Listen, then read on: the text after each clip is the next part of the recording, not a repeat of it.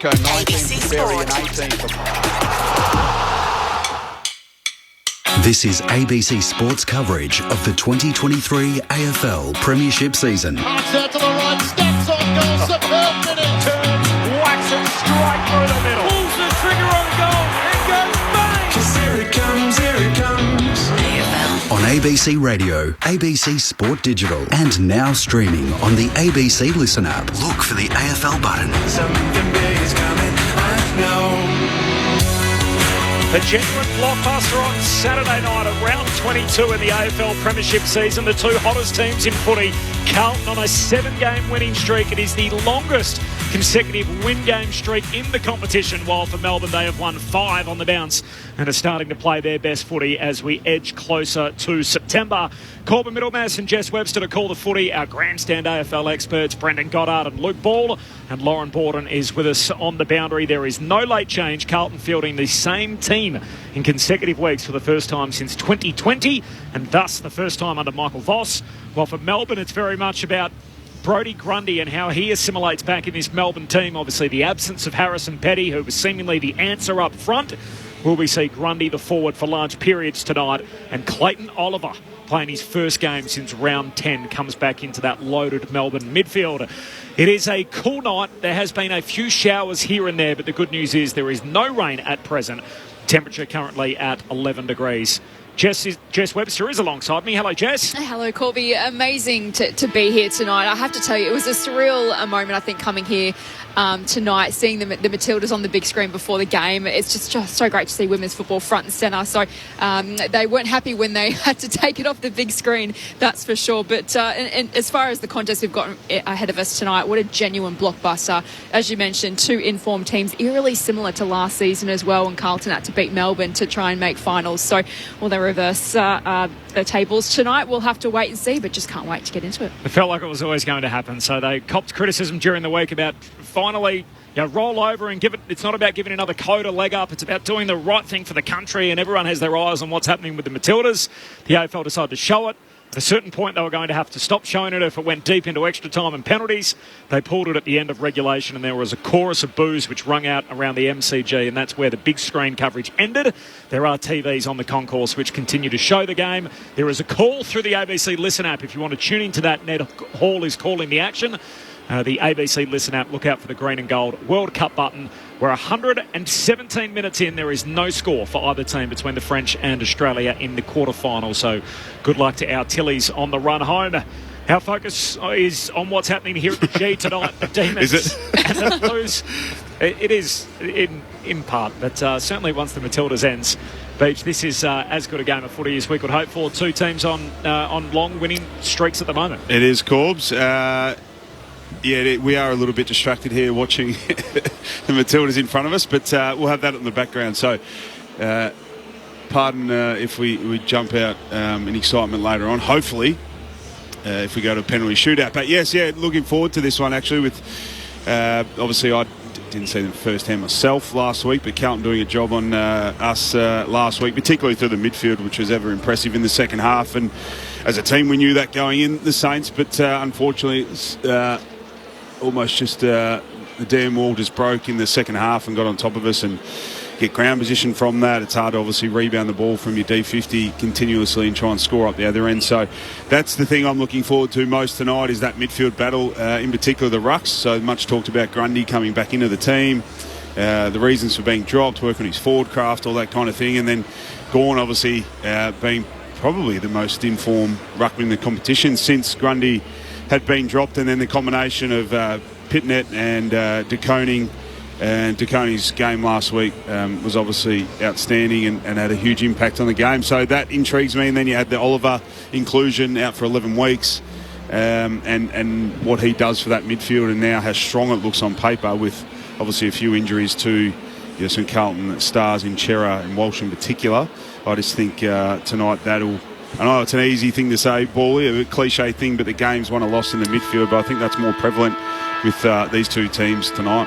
Certainly is, yeah. G'day, Corbin, everyone. It's got a bit of a heavyweight feel to it, doesn't it? Heavyweight battle, this one. And I love a great midfield matchup. And this one is mouth-watering, really, isn't it? You see Maxi Gawn wander into the centre circle now to shake hands with Paddy Cripps, who's been a huge part of the Blues' resurgence, as we know, really leading from the front. He's just got his burst back too, which we saw obviously lead him all the way to the Brownlow medal. So I can't wait to see this match. Great to see Clayton Oliver. He's going to be like a dog off a chain, isn't he, early? So looking forward to this one, Corb. Huge game for Melbourne. Second spot is up for grabs. Obviously, the three teams, Melbourne, Brisbane, Port Adelaide, all equal on the same amount of wins. 14 wins leading into the round. Brisbane go to 15. They get home by 6 points over Adelaide in our broadcast game. If you've just joined us, so the Lions hang on to win by 6. Earlier today, Sydney by 4 goals over the Suns, a match which had 8 lead changes, and Essendon hung on at the death to beat North Melbourne, a late goal to Archie Perkins sealing the victory, so Essendon by 9 over North Melbourne. 2 games tonight, a much later start over in Perth, so we'll take you there for the concluding stages and second half action. Fremantle and West Coast. Derby number 57 tonight, so we'll bring you that later on. It is Carlton and Melbourne in front of us. The coin toss has been conducted. Lauren Borden is in the front row of the grandstand for us tonight. Good evening, Loz. Hello, Corby. It's so nice to be down here. Such a great atmosphere after the Matildas showed on the big screen, and there's about 70,000 people expected in here, and I think plenty of them are still on the concourse watching all those TVs. Everyone stopped at each TV at every aisle, so they'll be watching that and then making their way to the seats. What is a huge clash, like you mentioned. It was Max Gawn that won the toss, and Melbourne will be kicking to the punt road end of the MCG tonight. Pretty nice conditions after all the rain that we've had all day. It's cleared up, so hoping for no more rain tonight. Pretty slippery though underfoot. Ed Curnow, the sub again for Carlton after last week too, and Michael Hibberd just making his way to the Melbourne bench as the sub tonight. Thanks, Loz. Quick tips, Brawley Beach. I'm with the Demons tonight. I'll go the D's as well. Okay, let's see what we get. This 7-game winning streak of the Blues up against the red-hot D's who have won their last 5. A heavyweight tussle on Saturday night in round 22. You're with Jess Webster. And to get us underway, that bounce was a little offline, but it's got to be play on as Doherty takes it out of the middle to Chincotta for Carlton. Scrubs a kick forward. Coming out to meet it is Fogarty. Gives the hand pass to Fisher and now to Akers on the members' wing. Kicks Carlton inside the arc to a big pack. Gawn floating in from the side to provide the fist towards the boundary line. Salem is there. He is happy to see it over. We'll have a throw in 45 around from Carlton's goal. He got back quick, didn't he, Max Gawn? He's been in terrific form, really. It's going to be interesting to see, as you said, Beach, with Grundy back on the side tonight, but you would expect Gawn to do most of the heavy lifting in the ruck. No late change leading in. Hibberd and Ed Curnow, the 2 subs, as Loz mentioned, from the boundary throw-in, comes down to Cripps, hand pass to Akers. Pushes it out of bounds on the full, kicking it deep into the pocket, so Melbourne will get that back. In good form, though, isn't he, Blake Akers, old teammate of yours, Beach? I think I never played with him. Okay, apologies. Certainly an ex-Saint, but I think he got the maximum coaches' votes last week, so coming off a really good game. Rivers kicks out to half-back for the Demons, spills to Brayshaw. His hand pass misses Hunter and goes out of play, so a throw-in half-forward for the Blues. Carlton to the city end of the opening term. They're all in navy blue with the white monogram. It's their home game. And for Melbourne, they're in the white shorts in the royal blue with the red V, and Angus Brayshaw's got the matching helmet. Yeah, looks good, doesn't it? Royal blue helmet on. Gawn and pinned it to contest the ruck. Gawn down to Brayshaw, had one arm pinned. Got boot to ball, only as far as Hewitt of Carlton from 55 out low. Bullet pass inside 50. Through the hands of De Koning. Out the back is Oliver. Had a fumble. Now McVie for Melbourne. Gives it to Salem. From the back pocket, long down the line. Grundy in best position. Slipped through his fingertips. Pushing the back. He'll get the free kick defensive side of the wing. No, it's a good start for Brodie. And part of the role tonight, it's not necessarily going to be about marks and goals. It's going to be to keep Jacob Wiedering. And when he's down there, keep Jacob Wiedering busy and occupied so he can't come off and intercept like he's been doing so well over the last 6 weeks. Grundy just stabs it short to Hunter. Kicks down to half forward. Van Rooyen caught at the back. Gawn in a tussle with Pitternet, and he was being held without it. So free kick for Max Gawn. 2.5 minutes in. Melbourne about to have their first entry. Inside their attacking arc at the punt road end. Kicks a high ball to the pocket. Petrarca the target and a wrestle with Newman. Ball spills down to Kemp. Squeeze the kick out for the Blues. Awkward bouncing footy to Cripps. He's tackled by Salem. Dispossessed. Neil Bullen picks up the footy. Goes on a run. Kicks to the top of the goal square. No mark. Van Rooyen second effort. Swings a hand pass out. Pickett pushed off it. And Cottrell just tries to clear the area for Carlton. Finds the safety of the boundary line. And a throw in on the 50. Half forward for the D's. Meanwhile, the French have subbed their goalkeeper, so they're getting ready for penalties. There is no score either way, 120 minutes in. We've already used all 4 minutes into stoppage time, so penalties imminent up in Brisbane between the Matildas and the French. Ball back into play, half forward for Melbourne. Doherty had a fumble. Viney picked it up, gave it to Hunter, to Brayshaw, and now Oliver back into the side. Tumbles a kick inside forward, 50 Van Rooyen. Had a lunging effort, couldn't complete the mark. A chance for Pickett in attack.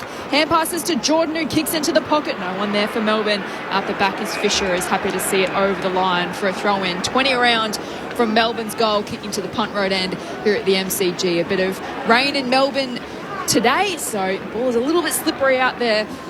3 minutes into this contest, no score. Milestone night for both Doherty and Lever, a couple of the key defenders for both teams. From the boundary throw-in, comes down to Neil Bullen, shoots goalward. His kick, as he's being tackled, tumbles out of bounds. What I mean by key defender, I mean obviously key players and noted defender. So Doherty, 150 club games, having started his career with the Brisbane Lions. And Jake Lever, likewise, 100 games for Melbourne, having played the first 91 games for Adelaide. On the boundary throw-in, comes down to Wiedering, who does a bit of the ruck work, kicks it out of the defensive arc. Gorn pushed off it by De Koning, wins it for Carlton, hand pass to Hollands, handball away to Cripps at halfback. He chips it down the line into the path of Charlie Curnow, who marks on the wing out of side. Kicks Carlton up towards half forward, bounces in front of Martin. He keeps it alive, left foot snap around the corner. Fogarty in best position, marks 45 out. Knocked out of his hands. The umpire said no 50s. Fogarty keen to move it onto the goal square. Akers out the back, couldn't complete the mark. And then it spills out of bounds for a throw-in 5 metres around from Carlton's goal. Still no score through 5 minutes of the opening term on Grandson AFL. Oh, good opportunity there for that man, Blake Akers. He's got the match-up with Lockie Hunter on this wing, MCC members' wing, but he had him cold there in the goal square. Hunter did well to get a fist to it. Boundary throw in, De Koning wins it down. Scrap on at ground level for the footy. Hewitt picks it up. Oliver tackles him. Ball kicked out inadvertently by Rivers. Brayshaw put his head over it. Tackled without it. Says play on. Rivers dumps a kick out of the defensive 50. Petrarca clean. Hand pass to Viney. He wasn't. Coughs it up. Doherty for the Blues. Hand pass to Fogarty. Kicks to the top of the goal square. Getting back is May. Punches it to the safety of the boundary line. And a throw in. Forward pocket for the Blues. No score after 5 minutes. No score after 120 minutes up in Brisbane. So we're going to penalties between the Matildas and France. There's a call available through the ABC Listen app. Look out for the World Cup button. Ball back into play. Forward pocket for Carlton. De Koning palms it down. Brayshaw chucks it to the line. We'll do it all again.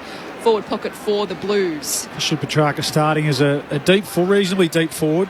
Match up on Nick Newman. Cozzy Pickett actually started in the centre bounce too. Looks like he's spending some time on ball. De Koning and Gorn tangle in ruck. Ball to be won. Martin attacked it hard, couldn't take it cleanly. Picked up by Viney, who gives it to Salem. He hacks it out of the danger zone towards the outer side wing. Hunter gets boot to ball and scrambles a kick down the line. No one there for Melbourne, so it will be intercepted by Wiedering of Carlton, who chips inboard and finds Kemp. Brody Kemp marks, plays on, looks in the corridor, finds Jack Martin. Playing the footy of his career over the last 2 months. Hand pass to Fisher. Heads inside 50. Ball skids to the pocket. Charlie Curnow trying to keep it alive. He gets a second go at it. Curnow, clever, paddles it to Cripps' advantage. Players come to support for the Demons. May wants the safety of the boundary line, and now it's Hunter who pushes it out. And the ump's happy with all of that. A boundary throw in forward pocket for the Blues. No score through the first 6.5 minutes. It's another match-up to keep an eye on, is Stephen May on Curnow. And just how they deal with Curnow, obviously... pretty quiet last week. Well, Cal Wilkin had a bit of help from teammates, so just expecting maybe Lever just to give him some help in the air. From the throw in, Hunter for Melbourne gives it to Salem. He kicks towards the members' wing, picked up by Grundy, whose hand pass releases Chandler. Hacks it down the line, but it's going to come back as Kemp is first there for the Blues. Hand passes inboard to Newman. He chips backwards to Wiedering, who's marked at half back for the Blues. It's really well set up behind the ball at the moment, the Blues. Almost giving the D's a bit of a taste of their own medicine. Newman receives it from Wiedering, chips down the wing to Sard. And Adam Sard caught in a slow play here. Oh, and now Nick Newman's trying to shepherd the man on the mark. You can't do that, says the umpire, and so Sard's going to have to come back over his mark to take the kick. I doubt that better players are playing better, but there's been some role players come in. Fogarty's come in. Fisher's gone back behind the ball, so some good tactical moves as well by the coaching staff. Sard long kick to half forward, gone in the box seat. No mark. Grundy tries to take on the tackler. Ripped to ground. He's in stride, holding the ball. Great tackle. George Hewitt never let him go. Outsized. Wins the footy for Carlton, right half forward. He's 60 out, and that is a crowded forward 50 at the city end. Hewitt's just going to lay it up to the top of the goal square. They need a marker in the end. It's punched away by Lever and May. The double act both got a piece of it and put it 5 rows back. Boundary throw in right forward pocket for the Blues. No score. 8 minutes in. Penalty shootout coming up in Brisbane with the French to shoot first. Good crowd into the MCG tonight. Ball back into play. Gone with the tap down. Hunter. His hand pass to space. Akers has a fumble, then regathers. Got the hand pass out to Sard, who just soccers it out of the midair into Carlton's forward 50. They scramble for it. Viney. He intercepts for Melbourne, but his hand pass goes straight back to Sard, who gives it to Doherty. Hooks it around the corner inside 50. Knocked away from Akers. Fogarty has a go. And Martin goes in as well. Can't take it cleanly. Plenty of numbers around the contest inside forward 50 for the Blues. Motlop, he coughs it up to Viney, who was taken high. Umpire says play on. Viney goes again. Burrows his head, gets the hand pass out to Sparrow. He has a fumble. Now the Blues through Hewitt. He jams it on the boot inside forward 50. It's close to the line. Rivers bangs it out of there.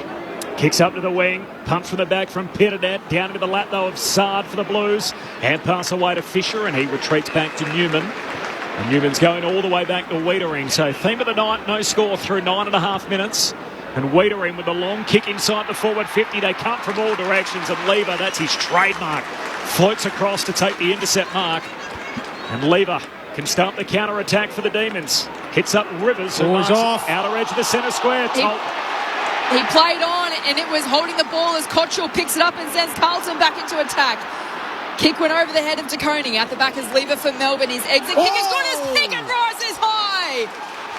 He's paid the mark. And he's paid the mark. He did. He Spectacular lead from Cozzy Piggott on the outer wing. He controlled that all the way to the ground. He got a bit of a... And he's then turned it over straight down the throat of Kemp, who marks it left half back. He's ruined all his hard work. Did he have enough of it, boy? Oh, he did, yeah, absolutely. He held it until he hit the ground. It was a bit of that G. Ablett in the goal square down there. Well, he had to hold it. No, I'm happy with that. I'm happy with that being paid. I'll tell you what, Cord, it's got a real world game feel to it, this, doesn't it? Nil all the score, obviously, but two good defensive teams. Pressure's on. Blues on the outer wing as Hollands kicks down to half forward. Lever goes up with De Koning. Neither of the marks. Bills down to Cripps. Sockers inside the forward 50. Picked up by Viney. He fumbles again. Cripps back on it. Hand pass picked off. Smith ducks a kick forward for Melbourne. Finds Brayshaw half back for the D's. No score through 10.5 minutes. He kicks it to Pickett in space on the outer wing. Shoots it inboard. It's not a great kick. Pitternet is there to intercept for the Blues, gives it to Kemp and then backwards to Newman, who chips it to Chincotta, who's marked half back for the Blues. Still no score through nearly 11 minutes now in this opening term. As he flares his kick out wide and finds Cunningham. Well, Bally mentioned it earlier just about the stability behind the ball for Carlton. It's been a game being played in their front half. It's just there's a brick wall in Lever. May in Melbourne's defence is just restricting Carlton from hitting the scoreboard at the minute. Blues working down to half forward. Charlie Curnow, the target. Lever says, get that out of here, and whacks it out of play. So a boundary throw in. 70 out from the Carlton goal. So no score here through 11.5 minutes. 12 inside 50s to 2, though, Carlton's way. Can't find a mark, though. They haven't really looked threatening, have they? They've been sort of dirty, grubby balls inside 50, such has been the pressure. No late change yet. Curnow and Michael Hibbert, the two subs, both at 33 years of age. As a hurried kick forward from the Demons is picked off. Kemp grabs it. He's tackled by Van Rooyen immediately. And we'll have the ball up just inside the boundary line. Out on that southern wing. No score here at the G. 12 minutes into the opening quarter. From the throw-in, we'll do it all again as the ball trickles out of play. So stalemate to start this genuine blockbuster Saturday night footy at the G. Still no score. 12 minutes into this opening quarter. Fifth taking on second. Carlton need a win to seal their place in the finals. Melbourne looking for a top 2 spot. From the throw-in, gone down to Viney, tackled immediately by Doherty, and we'll have a ball up on the outer wing. Just repeating full time in Brisbane. The Lions hanging off against a fast finishing Adelaide team, so they get home by a goal there. From the restart, Oliver trying to get a hand pass out off the bottom of the decks. Doherty extracts it for the Blues. Hand pass to Hollands. Kicks down to half forward. Always is onto it. Turns boundary side. Turns Lever inside out. Always looks for home. His kick is on target. Charlie Curnow trying to mark. Drops it into the goalpost. That's the first score of the night. It comes 13 minutes in are behind, slipping through the fingertips of Charlie Curnow. So Carlton with the first score, 13 minutes in. Meanwhile, the penalty shootout, both teams have had 2 penalties each. 1-1 between the French and Australia. So we're on to the third of the penalty strikes for a place in the semi-finals at the World Cup. May from the kick in straight down the corridor. A chain of hand passes ends with McVie, who hacks it forward. Gawn couldn't take it cleanly. It's picked up by Kemp, who jams it back inside forward. 50 for the Blues, and Curnow's on the end of it. Mark's 40 out from goal, slight angle to the right. Just too athletic there. And that's going to be the concern for Stephen May. And the way Carlton need to play, they've got to get him in space, because a long ball on his head, Stephen May is going to be able to cope with that really well. But Curnow just read that beautifully. Brodie Kemp is off to a fly. He's had 7 possessions across half-back for the Blues. And again, it was a grubber ball in, but Curnow just far too athletic for Stephen May. Read the drop of the ball beautifully, uncontested mark. 68 goals for the season for the superstar Blues forward. And that kick is not reflective of his season. It's out of bounds on the full free kick to Melbourne in the back pocket. They're on track for inside 50 every minute. Carlton, so 14 minutes in, 14 inside 50s. It's been played in their half and in their forward 50 as those numbers indicate, as May goes out to half-back, and it's punched out of play. So we'll have a boundary throw-in, the fist from Marchbank. A boundary throw-in here, 60 out from the Carlton goal at the city end as Sam Kerr makes her penalty. So it is 2-2 after 3 strikes. So both teams making 2. The French shooting first. They missed their opening penalty. Australia missed their second. So 2-2 after 3 strikes each in the penalty shootout. From the boundary throw-in here, the Blues. Akers, hand pass away to Cripps, gives it to Marchbank, handball to Cunningham, keeps it alive for Carlton. On the wing, hand pass to Akers, back to Cripps, floats a kick forward. It'll favour Salem. Can't complete the mark. Hewitt goes in and wins it. Pack forms around him.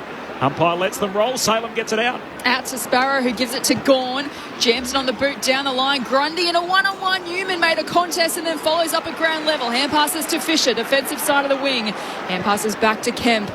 Chips it down the line. Across the face is Brayshaw with the fist. Hunter tracking it towards the boundary line. Keeps it alive. Fisher, nice soccer off the deck to Akers. He gives it back to Fisher. And then to Dow. 2 kicks from goal inside 50. Curnow again. This time 30 out, 45-degree angle to the right. Well, it was Lever that actually was there to assist May. I think May almost expected him to come across and spoil it, but it was just good contest work. But just out here on this wing, the ability just to keep scrapping and make something out of nothing. Fisher's a little deft touch. Yeah, he's taking a little bit of inspiration from the Matildas that are currently playing. It's a little touch-through kick and then followed up with a handball receive, and they got out. Dow was a pretty good kick to advantage. Right behind the kick, Charlie Curnow this time splits the middle.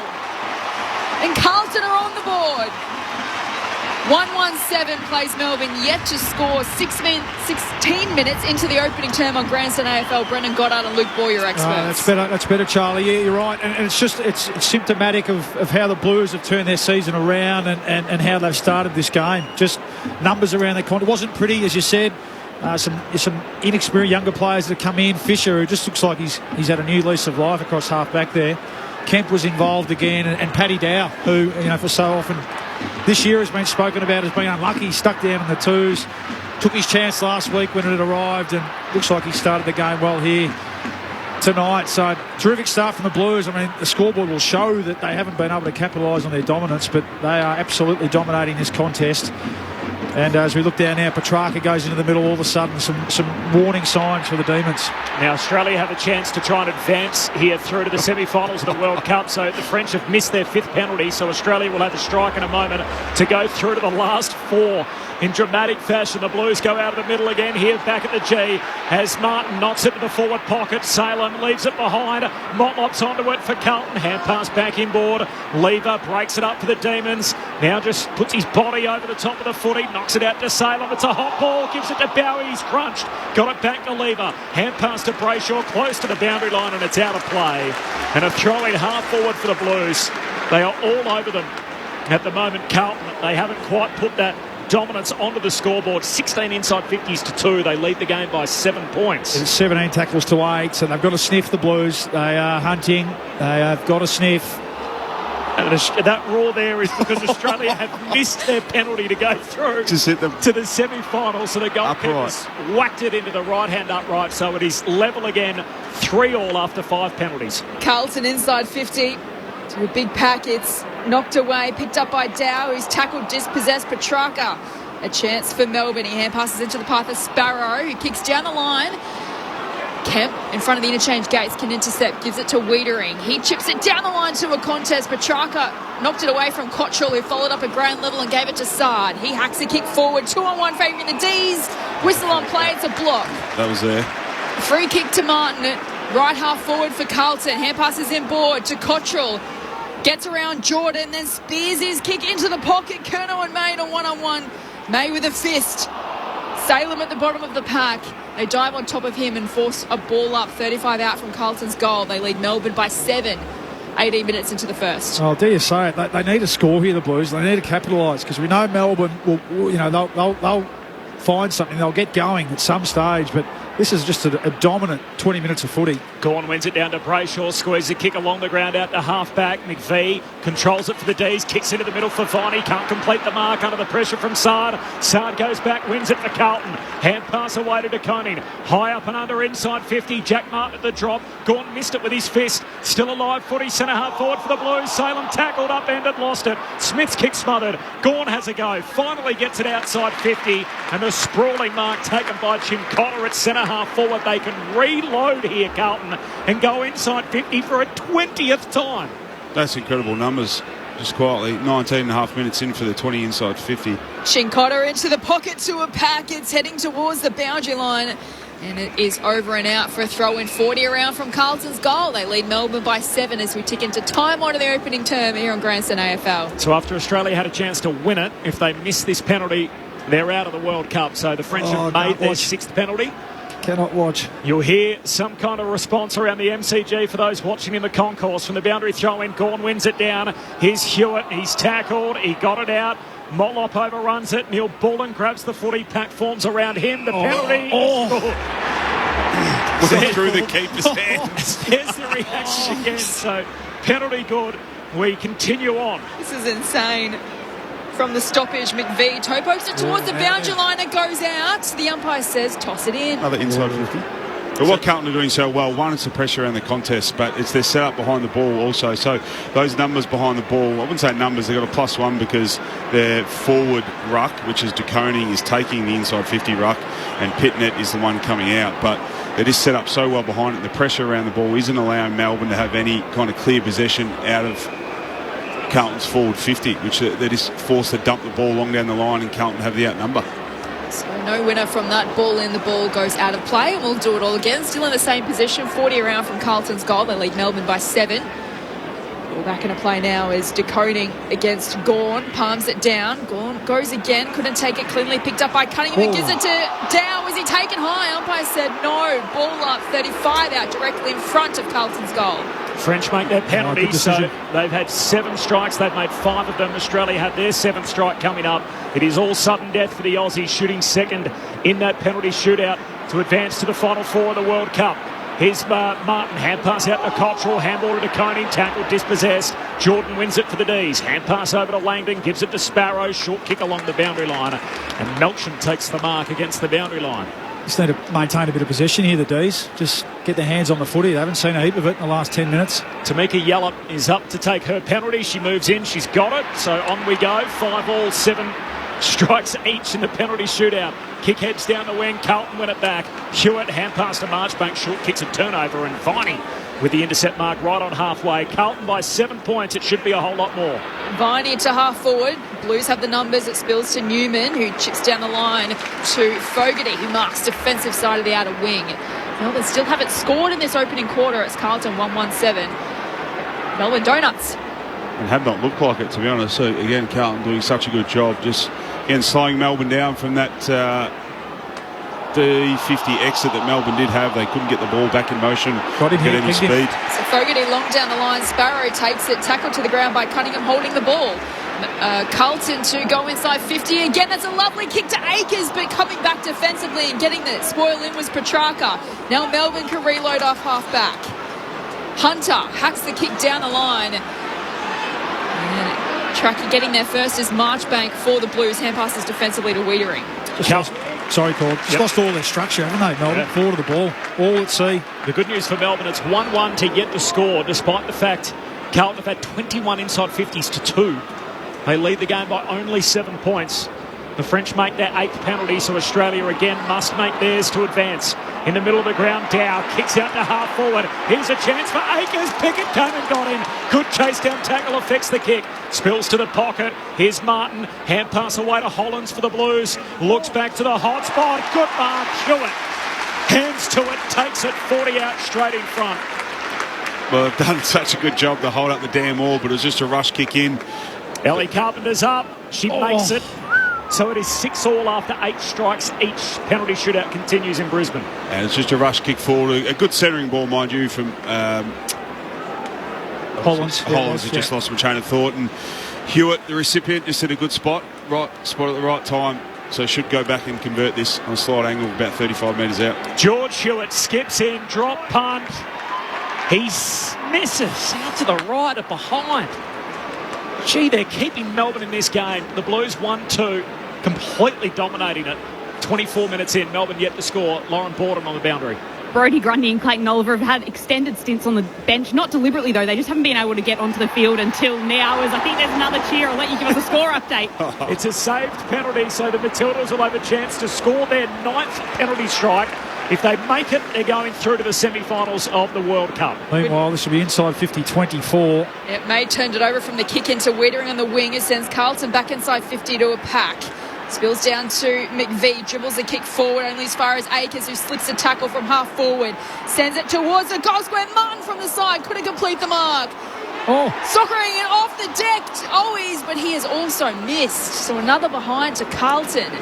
They are 1-3-9 playing Melbourne yet to score. 25 played opening term grandstand AFL. 25 minutes in, they've only taken 8 marks, Melbourne.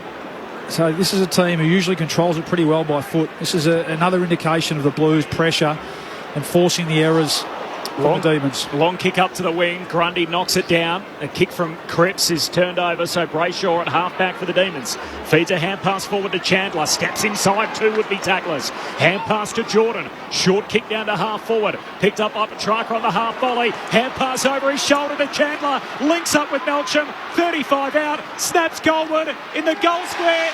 Mark to Langdon. Mark to Langdon in the goal square. There is all sorts of chaos going on in Brisbane. What is going on? So the VAR stepped in and said the goalkeeper came off her line. So the French got a chance to take their penalty again. And the second time they got to take their 9th penalty, it was saved once. That was into the post, is it? It was saved again. Saved the second time. Amazing. So she has saved 2 penalties so far, the goalkeeper. And Melbourne have had their 3rd inside 50 about their first score. Langdon converts from the spot here. Just their 3rd entry, their first goal of the night. Carlton lead the inside 50 count 24-3 and yet lead the game by just 3 points. 26 minutes in, the Baggers are 1-3, Melbourne 1 straight. And what is a bizarre opening quarter here at the MCG. It is, and it took a little bit of, magic really from Petrarca, the handball over the top. Again, it wasn't pretty. Carlton's pressure is extreme. It has been for this quarter, but Petrarca's handball over the top. They just had a few loose ahead of the ball for the first time, the Demons, and Melksham was able to shrug the tackle and hang on. Their second chance to go forward to the final 4, and the penalty has been saved. Goodness me. That's unbelievable save. That's a big save, yeah. So it's a really good save. 9 penalties in each, and it's 6-all. Australia have twice had penalties to move through to the final 4 and had them both saved. Say just no one's quite had the courage to go down the middle. Only done that on FIFA, mind you, but... Melbourne win out of the centre. Grundy kicks inside forward 50. No one there. Kemp takes the intercepting grab for the Blues. Carlton by 3. 27 played. Yeah, 11 possessions for the quarter. Brodie Kemp. And his exit kick out of defensive 50 is a good one. Finds Doherty. Defensive side of the members' wing. Takes off. Kicks up towards half forward. Melbourne to see it out of play. Rivers across the face of the pack kills the contest. Ball in between wing and half forward. And Carlton's attacking half of the ground. They lead by 3 points. 28 played. Hit the post. So another missed shot from the French. So you can hear the roar and those watching at the MCG. You can hear us carrying on. So that's 10 penalties in. The French have made 6, and Australia will get a third chance to convert a penalty to move through to the semi-final of the FIFA Women's World Cup. Just a damn wall. Carlton, again, Melbourne get the clearance. Wiedering just came across. It was 3v3, so they didn't have an outnumber. In that contest, Wiedering just took another intercept mark. That's the quarter-time siren here. Carlton 1-3-9, Melbourne 1-6. It's a phenomenal night in Australian sport where everybody has one eye on what's going on over in Brisbane at Lang Park. 6-all after the French have taken their 10th penalty. Australia now have the chance to take their 10th. And if they can convert here, they will be going through to the Final Four. Yes! The penalty's gone. The MCG erupts at quarter time of this Saturday night fixture in round 22 as the country's women's soccer team Girls run to the crowd. Final Four. Oh, there's the Aloisi lap of honour. The Matildas are into the semi-final. They prevail in a penalty shootout. They had 2 opportunities to advance, missed them both. They convert on their 10th penalty to win the penalty shootout 7-6. And the MCG absolutely goes berserk. A night I'm sure we all won't soon forget. The players will know what's going on, clearly. They talk about it all week, and then the talk of it being on here at the MCG prior to the game, the players doing their warm-up. They've seen on the big screens, they were watching it whilst doing their pre-game warm-up, and then to hear the roars and their cheers of disappointment when the misses, they would have heard those whilst that first quarter was going on. So we'll go back to the footy. They will play either England or Colombia on Wednesday night in Sydney. So that's got to be that quarterfinal to come later tonight. Come on. The Lionesses up against Colombia. When will that be, sorry, Corbs? Wednesday night. Wednesday night. So the big screen just flashes up. Australia-France 0-0 at the end of extra time. Australia advanced 7-6 on penalties, and congratulations to the Matildas. The thoughts of Brendan Goddard and Luke Ball in just a moment. It's quarter time here. It is Carlton who lead it by 3 points after dominating that opening term on ABC Radio and Sport Digital. This is Grandstand AFL. What's the best thing in the world that's also on the ABC Listen app? The footy! This season, get your footy live and ad-free on the ABC Listen app. AFL, NRL, men's, women's. Whatever you fix, we've got you covered. She's got it. Bye-bye. See you later. Every goal, try, mark and tackle. Called by ABC Sports' expert commentary team. AFL and NRL, live and ad-free. Get it on the ABC Listen app. Grandstand AFL. Now streaming every match on the ABC Listen app. Look for the AFL button. Out the back is Lever for Melbourne. His exit kick has got his kick and rises high. He's paid the mark. And he's paid the mark. Spectacular lead from Cosy Piggott on the outer wing. Fisher, nice soccer up the deck to Akers. It gives it back to Fisher. And then to Down. 2 kicks from goal inside 50. Curnow again. Right behind the kick, Charlie Curnow this time splits the middle. The 2023 AFL season. On radio, ABC Sport Digital. and now streaming on the ABC Listen app. It is quarter time here at the MCG. Carlton 1-3-9 lead Melbourne 1-6. The inside 50 count is jaw-dropping in that opening quarter.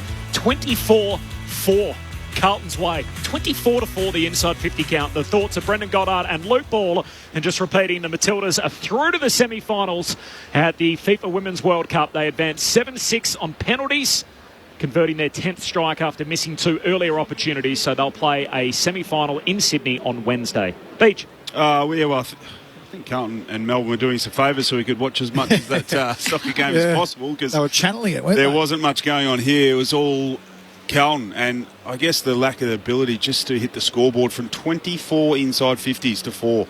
So Ball just gave me a stat. They're going at 17% efficiency.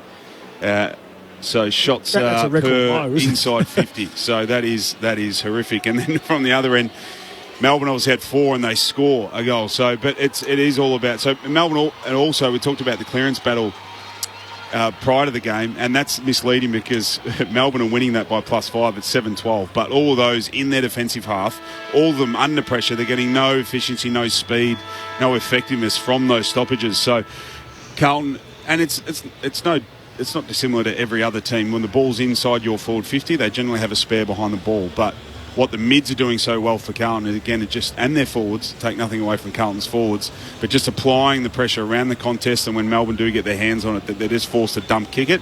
And the few occasions, there's only been a few, that when they do get an uncontested mark, Carlton, their ability to slow them down, Melbourne can't get any speed or any flow on the ball. You highlighted the marks differential, it's 28-9, so 19 in favour to Carlton. So they've only had 9 marks for the quarter. That defensively, that's a great effort from Carlton. So again, the only thing they'd be talking about would be all positive from Michael Voss and the coaches at quarter time. It would just be about maybe a little bit of composure going back inside 50 and just your ability when you do win it from those dump kicks from Melbourne in your defensive half, or the defenders win it. Let's just switch the ball a little bit more, get it open side, which will give them more effective inside 50s and potentially get the ball to more space where Curnow and Carlton's forwards can get to work. He looked dangerous, didn't he, Curnow, when he could 24 inside 50s. Yeah, that's right. But when he could get some separation and really launch at the footy, I mean, we know that he troubles any defender, let alone Stephen May, who will prefer to get in a wrestle with him under the high ball, won't he? And with Lever coming into support, so.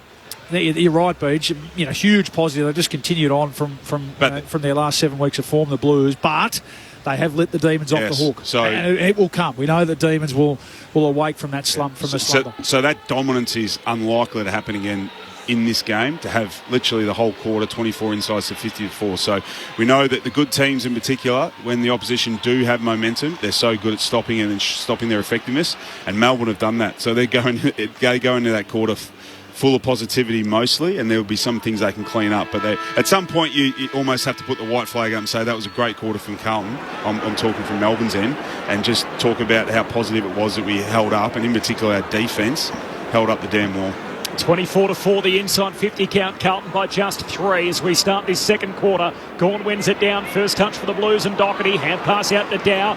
Pushed off his kick. Spills to Petrarca. Pokes the pass to half forward. Chandler goes up, no mark. Passing through Newman. Knocks the ball away, but into the path of Langdon. Hacks it off the deck inside 50.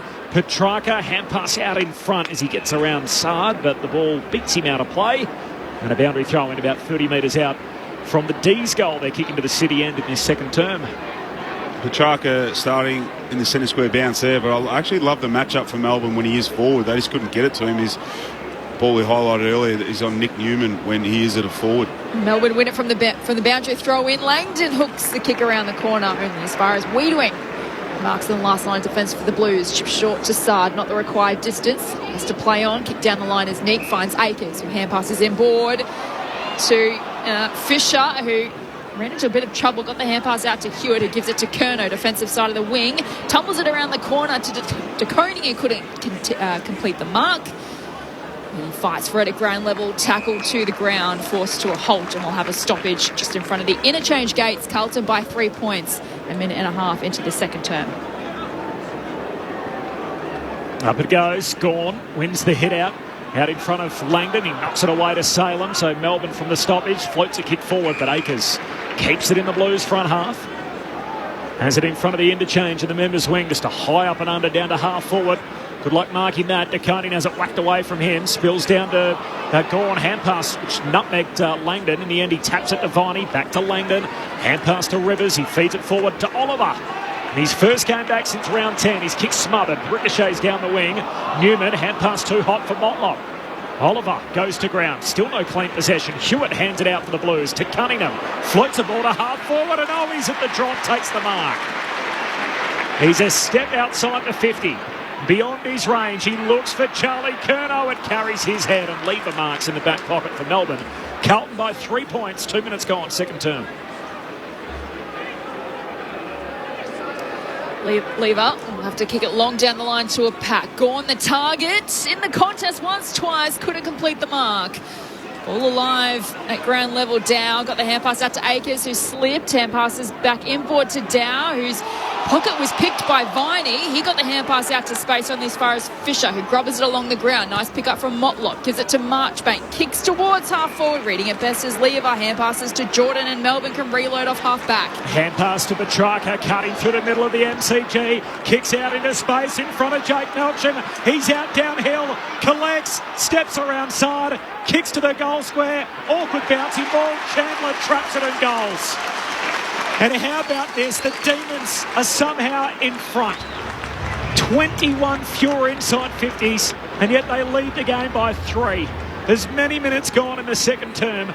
Melbourne 2 straight, Carlton 1-3-9. Brendan Goddard, Luke Ball, Grandstand AFL. Yeah, a great transition footy there. The intercept mark from Jake Lever, and just a shallow entry, wasn't it? Not a lot of depth in that mongrel kick forward from Carlton. And in fairness, we've spoken about inside 50 dominance, 27, but a lot of them have been that mongrel sort of floater kick forward, not really to advantage, and Lever read that one really well. And for one of the very few times this game, Carlton left that corridor open from the turnover, and Lever was able to use Petrarca, who just summed up his options beautifully, and Melksham, who we know is a really smart forward, and that's a couple of times now he's been able to sneak out the back, and Chandler running hard forward as well. So very efficient stuff from the D's. Back in the middle, pitting it down to Dow, who jams it on the boot inside. Forward 50 to Koenig from the back, makes the contest. Ball spills to Motlop, couldn't take it cleanly. Coming through is Doherty. Right foot snap towards goal is across the face for a minor. Carlton 1-4-10. Charles Melbourne 2 straight 12, 4 minutes played second term. Derby's about to start in Perth. One late change. Luke Foley in for Jack Petruccelli. We'll take you there for the second half action of the conclusion of our game tonight.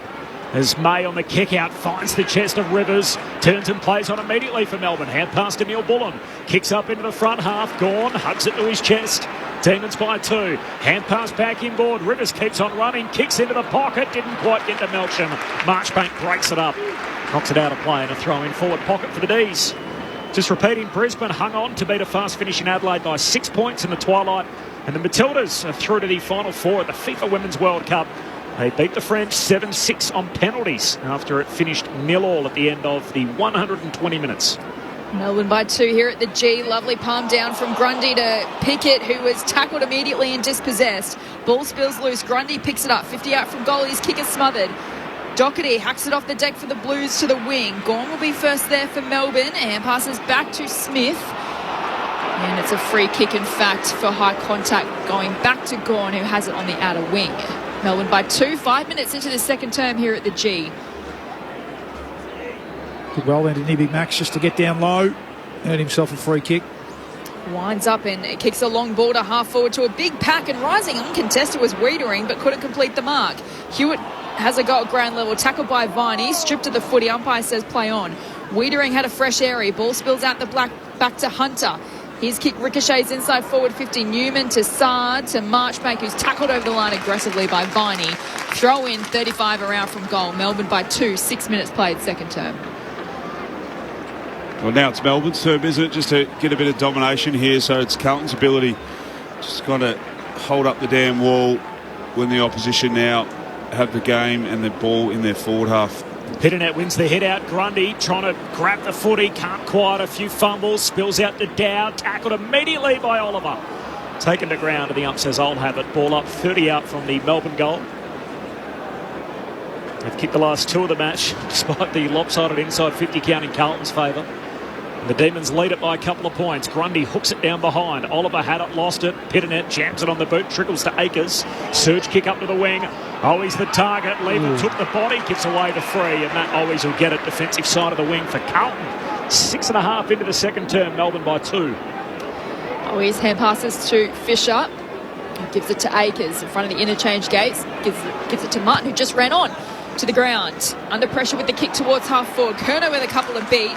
And Rivers takes it. It was touched, so no mark is paid. He's stripped to the footy. Hewitt picks it up for the Blues. Gives it to Cunningham, who had a fumble. Now Salem spun in the 360. Got the hand pass away only as far as Martin. Knocked out of his hands. Picked up by Bowie, who gives it to Viney. Hacks a kick down the line. Van Rooyen will have to come back with the flight of the ball. But Newman stands tall for the Blues and takes the grab. Newman goes back to Wiedering, one of just 2 Carlton players to have played every game this year, with The other bookend, Charlie Curnow being the other. Full forward and the full back. Goes short to Doherty. Oh, just overcooks the kick, trying to hit up his teammate Chincotta in the middle of the ground. Hewitt cleans it up, gives it to Chincotta. Long kick to Curnow. Gawn's back there in defence, saving the day. Whacks it out of play and a throw in forward pocket for Carlton. The Blues to the punt road end in his second term. So 2 straight to 1-4. Melbourne by 2 points, 8 minutes into the second.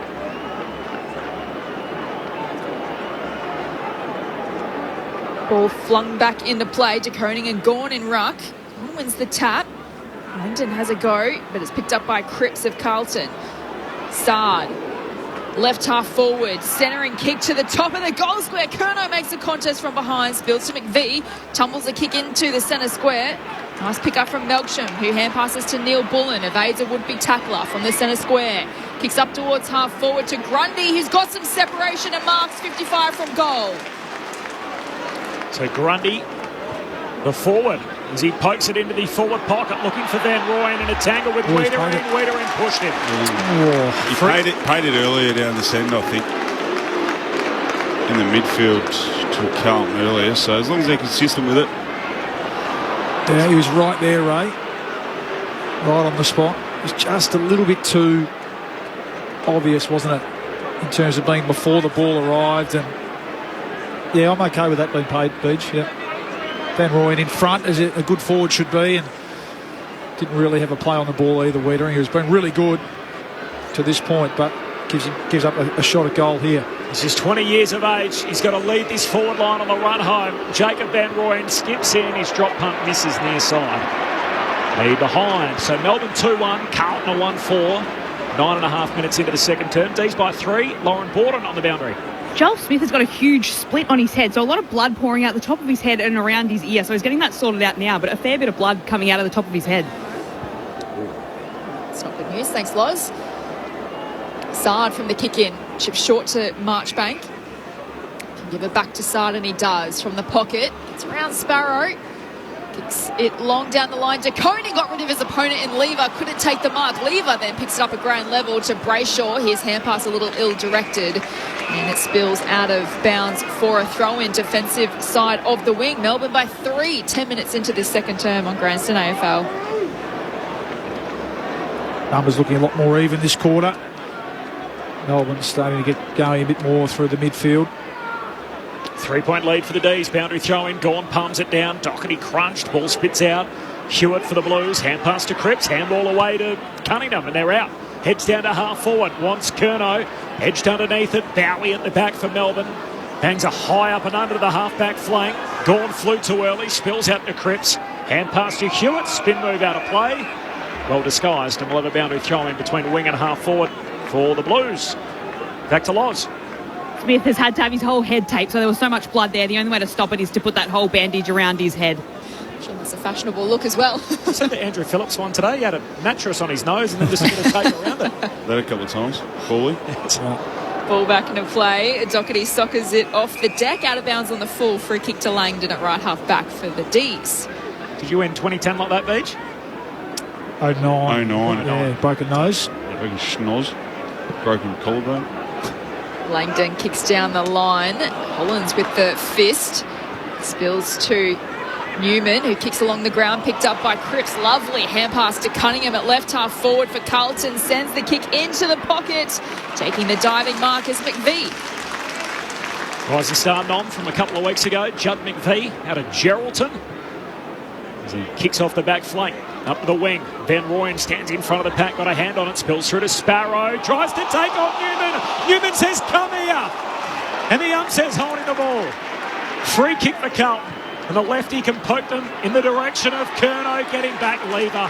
As he's done so well tonight, spoils it away from Curnow and out of play. A throw in 40 around from the Blues goal. No, it was a brilliant tackle from Newman, but being a left footer, he just turned the blind spot, didn't he, BG? He had some space over the other side of the ground. That's one where on a turnover like that, the space tends to be out the other side. He sort of didn't, he turned blind and went into the pocket where Lever was waiting to help cut it off. And that's where the ball came from, so there was more density to actually help May defending Curnow. From the throw-in, Pickett wins the footy at half-back for Melbourne, kicks down the line to a contest, off hands, picked up by Langdon. Has some room to move. and has a T-man out the back in Melksham. But coming back is Marchbank, forced to contest. Ball alive in the back pocket as Marchbank can collect and kicks to Chincotta, who's marked inside defensive 50. Chincotta thought about dishing off the hand pass. He'll back himself. Wasn't signed on an AFL list on February 15. He's now playing his 14th game. Could be headed for a final series. What a feel-good story. As one of the pre-season supplementary picks, he goes from one back pocket to the other. That's a dangerous kick, but a good one in the end from Hewitt as he hits up Kemp at centre half back. He swings his kick all the way out the southern wing for Martin. It's Newman, of course, who started that chain. The long left footer up to the wing for Cottrell. Hand pass back to Martin. Martin, short pass down to half forward, and here's Motlop. So he's in that launch pad, 70 out. Puts Carlton inside their attacking arc. Over the head of Rivers and hit it up. David Cunningham takes the mark. Right half forward, 35 out. Yeah, it was really good use. Wasn't it, Paul? Yep. The switch, the double switch. Got it to the open side where they eventually got the outnumber, but it was just their ability to keep the ball live. Force Melbourne to come at them, force them to defend, which created the overlap for Carlton further down the field. And then that kick just back inside from Martin to Motlop. And then his ability to lower his eyes and hit Cunningham. It was a beautiful bit of play. 7 games back. Carlton have won all of them. Looking to try and make it 8. Cunningham's kick misses. I set it up for him and everything, but not to be. 1-5 to 2-1. It is Melbourne by a couple of points despite all the opportunities Carlton have had at the other end. So 14 minutes into the second quarter. Bowie from the kick in. Chip short to May from the back pocket. Kicks long down the line. It's a nice mark by Van Rooyen in the contest from the outer wing. Kicks up towards half forward. Petrarca got hands to it and follows up at ground level. Sweeping hand pass to Neil Bullen, who's caught. Goes to ground, holding the ball. Free kick, Carlton. Great tackle by Nick Newman, who's started this game well. Inside defensive 54, the Blues. It's Melbourne by 2 points. 15 played. Second term on Grandstand AFL. Newman plays on. Kicks to this members wing where Curnow presents. A long way from home. To say you'd be happy if you're Melbourne and Stephen May just allow him to get up the field. Getting on the half-back flank is no threat. He's kicked it straight to May here. He bombs it down the line, does Curnow to a pack. It's off hand, spills to Dow. Kicks inside forward 50 to a one-on-one. It's Owies against Bowie. Owies, a ground level hand pass is stolen by Salem, who can take off and chip short to Viney at centre half back. What a couple of weeks he's had, Jack Viney. Centre half back for the Demons. Goes long to Neil Bullen on the wing. Wiedering kept it in front of him, but Cozzy Pickett stole it from him. Kicks inside 50 and Petrarca takes the mark. 30 out, slightly left of centre. And Wiedering just got a hand on the ball to try and keep the footy in front of him. And at the drop, Keziah Pickett was waiting.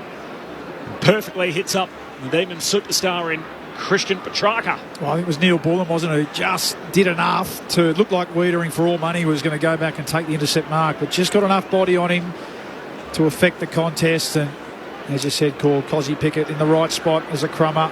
And a bit of a worry here for the Blues. Just some Melbourne players starting to get out goal side, get some easy shots at goal this quarter.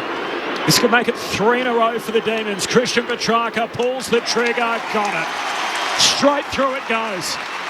And all of a sudden the Demons lead by 8. 16 gone in the second term. The D's 3-1-19. Carlton a 1-5-11. An 8-point lead for the D's. Meanwhile, over in Perth, almost halfway through the opening quarter, West Coast 1-1-7. Fremantle yet to score in Derby 57. Well, Melbourne do look dangerous when they're able to penetrate Carlton's defence.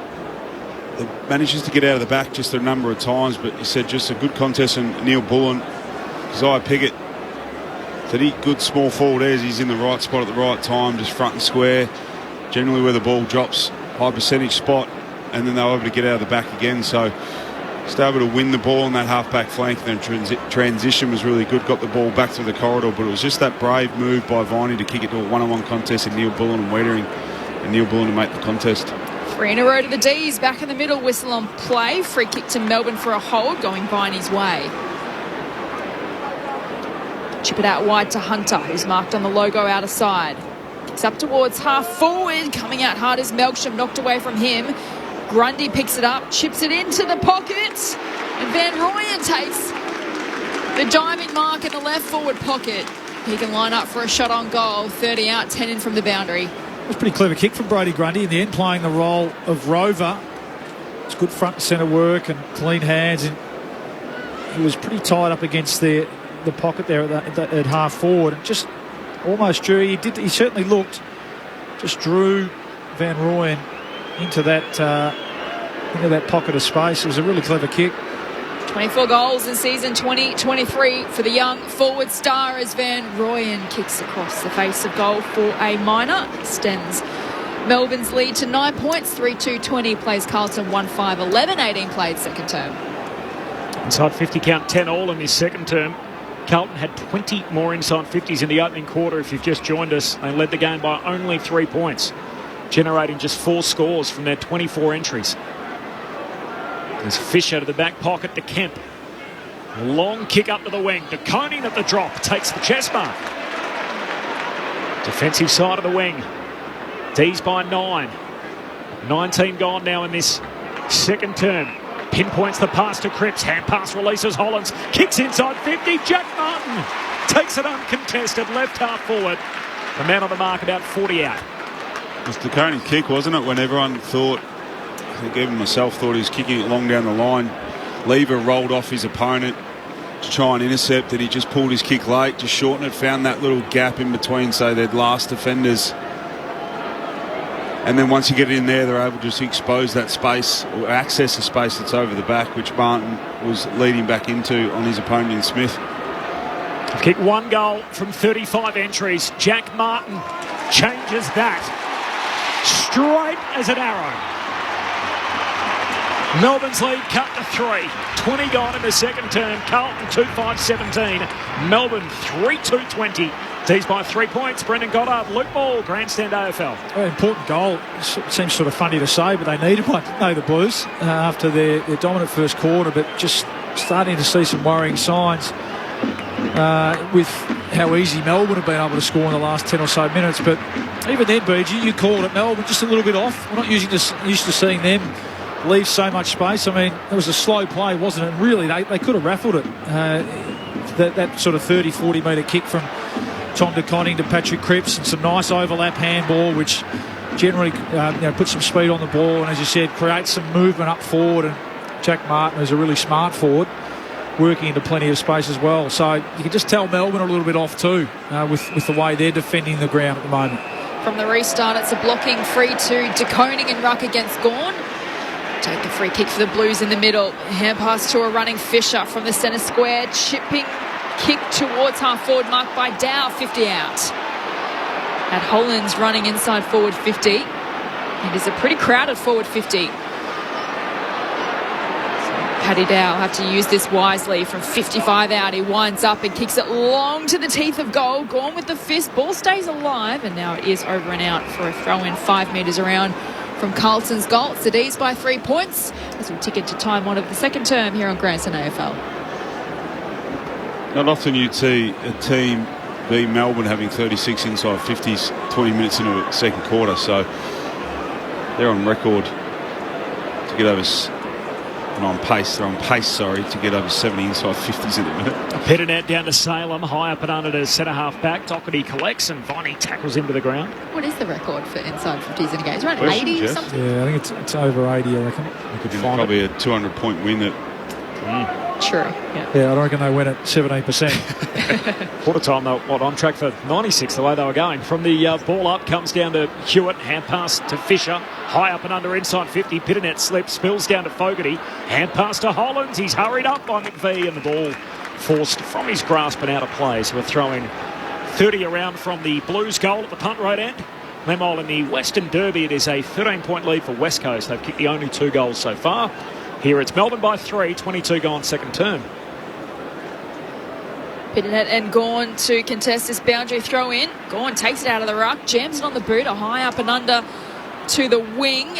Sard in the contest against Neil Bullen and knocks it over the line for a boundary throw in between wing and half forward, and Carlton's attacking half of the ground. Blues are on a 7-game winning streak. Melbourne have won 5 in a row. Saturday night footy on Grandstand AFL. Melbourne by 3.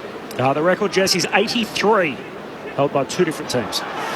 From the ball in, Oliver sweeping hand pass to Neil Bullen, who releases Jordan from half forward. That kick skews off the side of the boot, out of bounds on the full free kick to Carlton in the back pocket. It was Melbourne against Gold Coast in 2018 and North Melbourne against GWS in 2012. Both had 83. Okay, I was around the mark, 80-something. Yeah, absolutely.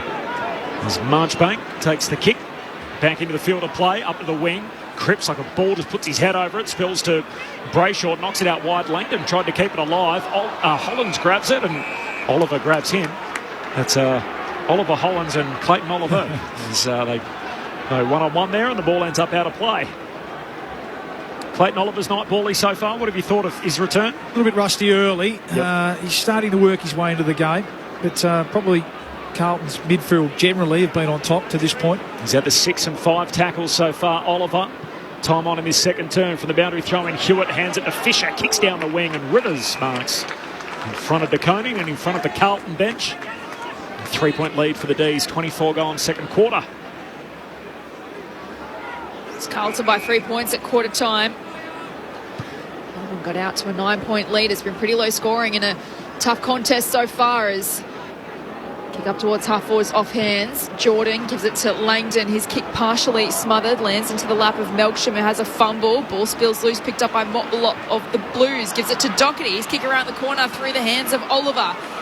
Cunningham has a go for the Blues. Gives it to Newman from the wing under pressure. Got the hand pass away to Fisher, who's coughed it up to Oliver. Hand passes to Salem, who goes backwards to Bowie by hand. Kick down the line looking for Langdon. Coming across is Sard, who brings it to ground. It's picked up by Fisher, who gives it back to Sard from the interchange gates. Kick up towards half forward. Motlop's on the end of it. Is marked 50 out. They all rush inside forward 50. Lever stands the mark on the paint. Sorry, Jess. This is where it should be an easy layup mark inside 50. Motlop kicks to the top of the square, and Akers from the side reels in the grab. 20 out directly in front. Well, it wasn't an easy one. Yeah, they did it the hard way. In the end, he probably took a bit too long. They had some loose players rushing back inside 50, but what about kick? A deep enough kick in the air, and Akers drifting down from his wing. He's been doing that pretty well over the last month. 13 disposals so far tonight for Blake Akers. This, point blank, puts Carlton back in front. The Blues move to 3-5-23 to Melbourne 3-2. 25 minutes played now in the second term on Grandson AFL. Brendan Goddard and Luke Ball. Yeah, you're right, Paul. Missed opportunity early by Motlop just to get it into even numbers, which looked like a bit of a 3v3 ahead of the ball. And generally, when you have that many numbers behind the ball from Melbourne, you generally don't score. So they've taken a contested mark, and being at their winger, Hunter was his direct opponent, which he just found himself loitering in the goal square. So hence why he had a free run and jump at it. But getting in, get dangerous as a winger. We call them off-ball wingers. When you're on the opposite side of the ground to the ball, get in, get dangerous on your opponent, because he's going to be back there helping out the defence. Brilliant bit of play from Adam Sard, wasn't it? Really, to create that goal, that intercept here on the wing. Just his speed, really. Not too many players in the comp would have been able to get to that. Second lead change of the night. Petrarca knocks it forward once, twice to centre half forward. Jordan picks it up for the D's. Hand pass inside 50 to Sparrow. He's bowled over. Picked up by Chincotta. Hand pass away to Cunningham, gives it to Dow, hand pass back to Chincotta, Erskine away off centre half back, runs, carries, then a hand pass to Newman, a left footer, kicks it out wide underneath it, Motlop just drops and spills it cold, through his hands to Smith of the Demons, hand pass to Rivers, to Viney, turns into trouble, got a hand pass away, middle of the G, Dow beaten to it by Jordan, hand pass back into dispute, Oliver puts his body on the line, tough stuff. September footy. Yep. And a ball up alongside the centre circles, middle of the G. Good call, but it's Carlton at the moment that have that next player at the contest, I reckon, don't they? That's in Melbourne, we know, notoriously really good at that sort of stuff, but Carlton at the moment have got the more Blues jumpers in the screen. I'll pause the screen, Yep. look how many jumpers. It's just that showing the initiative, just that, all that, the courage to go over, outnumber, rely on your teammate either applying the pressure or trying to win the ball just to go over and support him. from the ball up on the edge of the centre square. Hunter gives it to Petrarca. His hand pass to Viney. Kicks around the corner to half forward. Gone. Couldn't complete the mark as Bills to Pitternet. He got boot to ball towards the boundary line. Chandler picks it up for the D's. He's tackled over the boundary line. We'll have a throw-in 60 around from goal. It's Carlton by 3. 28 played second term on Grandstand AFL. 38 tackles each, so a high pressure game, finals type contest as we expected. Carlton second best defensive team in the league. Melbourne ranked number 4 in that category. From the boundary throw-in comes to Oliver to Hunter. Hand pass to Salem. Kicks inside 50. Petrarca at full stretch rips it down in front of the waiting bodies behind him. Takes the mark out wide, left half forward. Yeah, in high pressure games, sorry, Beej, you're looking for your superstars to stand out. And there's been a lot of sloppy errors, skill errors, drop marks, under pressure, but it just feels this game goes on that Petrarca's, those high quality players that we know are going to have an impact, aren't they? It's been in really good form, goal kicking form, 24 for the year. 10 and 1 so far his numbers tonight. 3 score involvements. Petrarca 45 out against the boundary line. The drop punt is across the goal face and Wiedering punches it through for a rush behind. It is Carlton by 3 points, or 2 points in fact, on the back of that score. So 3-5 to 3-3. Carlton by a couple. 28 gone in this second term. Meanwhile, over in Perth, 3 goals in a row for the Dockers. So Freo by 5. 5 to go in the opening quarter. Newman from the kick in for the Blues. Short to Sard, who winds up and kicks long down the line, looking for De Koning, who juggles the mark on the halftime buzzer here at the MCG. Saturday night footy. It is Carlton with a 2-point lead heading into halftime. 3-5-23 leads Melbourne at 3-3-21. Your goal kickers for the Blues, all singles to Jack Martin, Charlie Curnow and Blake Akers, and for Melbourne also all singles, Christian Petrarca, Ed Langdon and Cade Chandler. Low scoring affair. 2 of the best defensive teams in the competition, and they've showed why so far. Just 2 points in it. Carlton leading the way over Melbourne. So 3-5-23. The Demons 3-3-21. Just repeating over in Perth, it's the Dockers by 5 points. Final 4 minutes now of that opening quarter. Earlier today, Brisbane by 6 over Adelaide. We had Sydney in the afternoon time slot beat the Gold Coast by 4 goals, and Essendon hanging on to beat North by 9 points. The big news in world sport is that the host nation, Australia, the Matildas, are through to the final 4 of the FIFA Women's World Cup after 0-0 is how it ended at the end of the 120 minutes. They won on penalties 7-6. Both teams taking 10 penalties. Australia twice had the chance to advance, missed both of them, and on the third opportunity converted. So the Aussies are through to the final 4. They'll play either England or Colombia on Wednesday night. Fascinating game in front of us here, Bally. If you're a footy connoisseur, which all of us are, it's particularly gripping despite the fact that he's low scoring. 2-point lead for Carlton at half-time. What have you made of it? Well, you've called it a few times, and we mentioned it right off the top of the pre-game. It had that sort of finals type, both teams in really good form and really good defensive form, really starting their game from that aspect of it, and it certainly played out that way. I mentioned there, nearly 40 tackles each for both teams in a half of footy, so that is finals type footy, and probably didn't tell the tale, certainly in that first quarter. I mean, the stat that jumps off the page is Carlton's field position dominance, really. 37 inside 50s to 17, so partially, credit to Melbourne's defensive players, their back six for being able to stand up and defend that weight of numbers or that weight of ball inside 50, but also really from the Blues' point of view, they'll be disappointed with some of their decision making going inside 50. We know that's the money kick, that's the hardest kick inside 50 to find that mark, and when you've got quality ahead of the ball like Charlie Curnow, who actually took a couple of marks in that first quarter and kicked a goal and was looking really dangerous and getting separation from Stephen May. From that point onwards, it's been a real struggle, and a lot of those inside 50s have been hat kicks, at times under pressure, but also sometimes under not as much pressure and really not choosing the right option. And a couple of times that quarter, Melbourne were able to intercept the ball from shallow entries and then transition it really well and either through the corridor or get some players out the back of Carlton's team defence and score some easy goals. So that that part of the game will will concern Michael Voss and his coaches a little bit. But all in all, it has been on their terms in a sense of how they've got their season back on track. It's been around, all the talk at the start of the year was, you've got you've got firepower ahead of the ball. Why can't you score? Michael Voss, as we know, really dug his heels in on the fact that, no, we're going to build our game, which we know is a sustainable and finals brand of footy on contest and defence. And we've seen that again tonight. It just hasn't translated at the moment into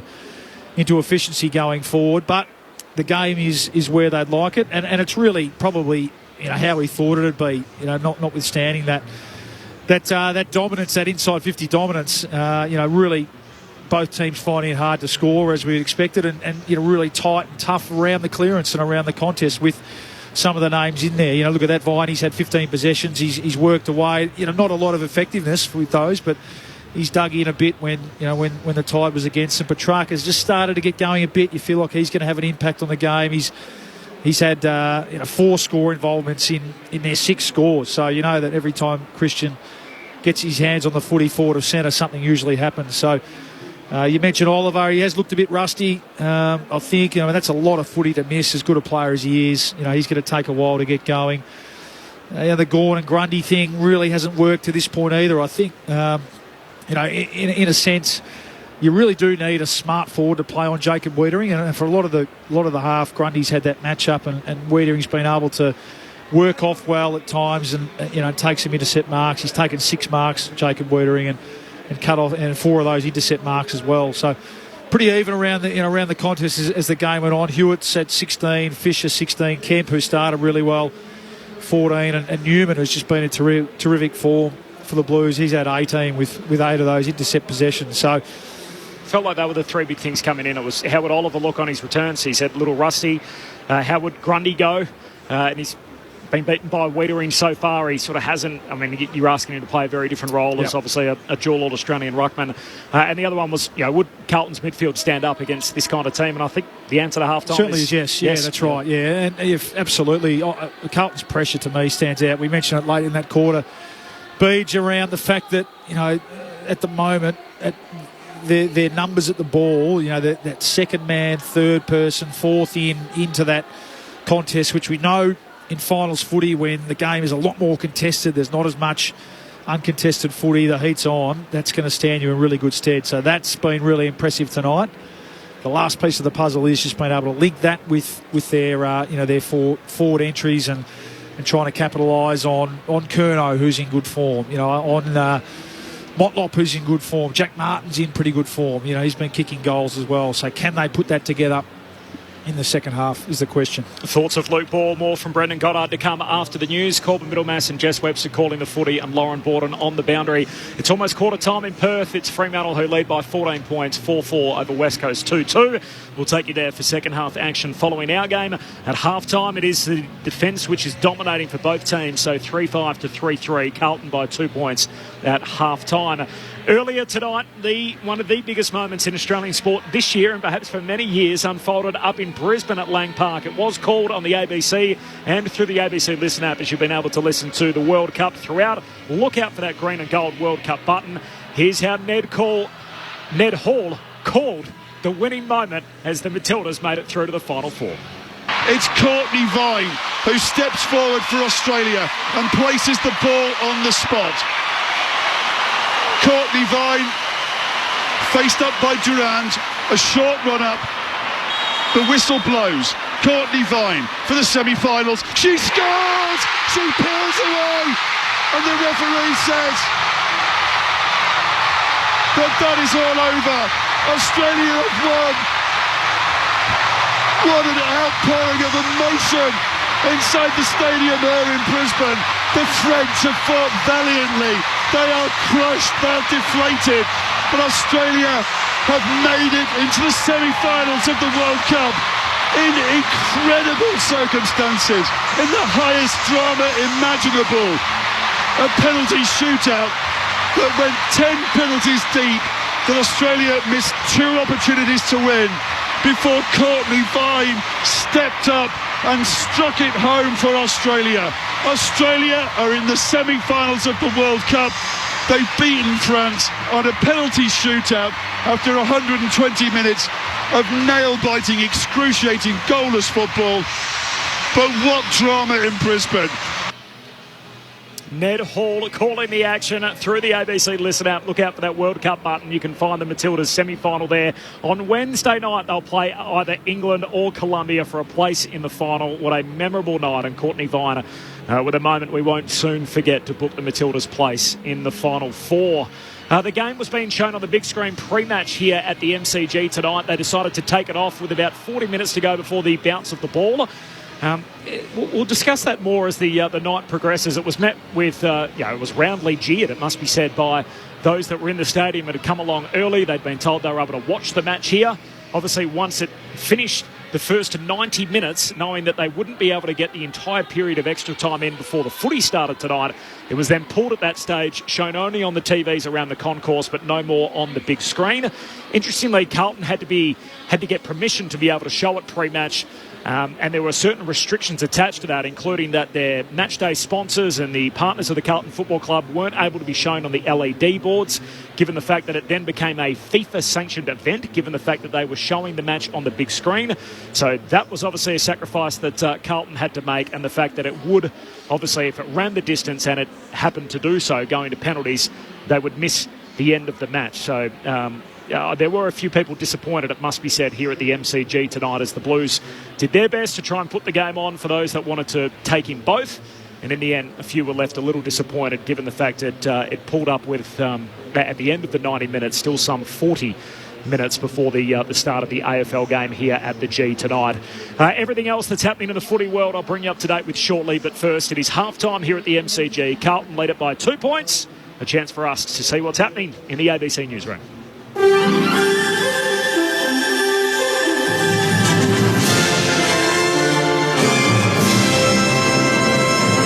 Hello, this is ABC News with David Rowlands.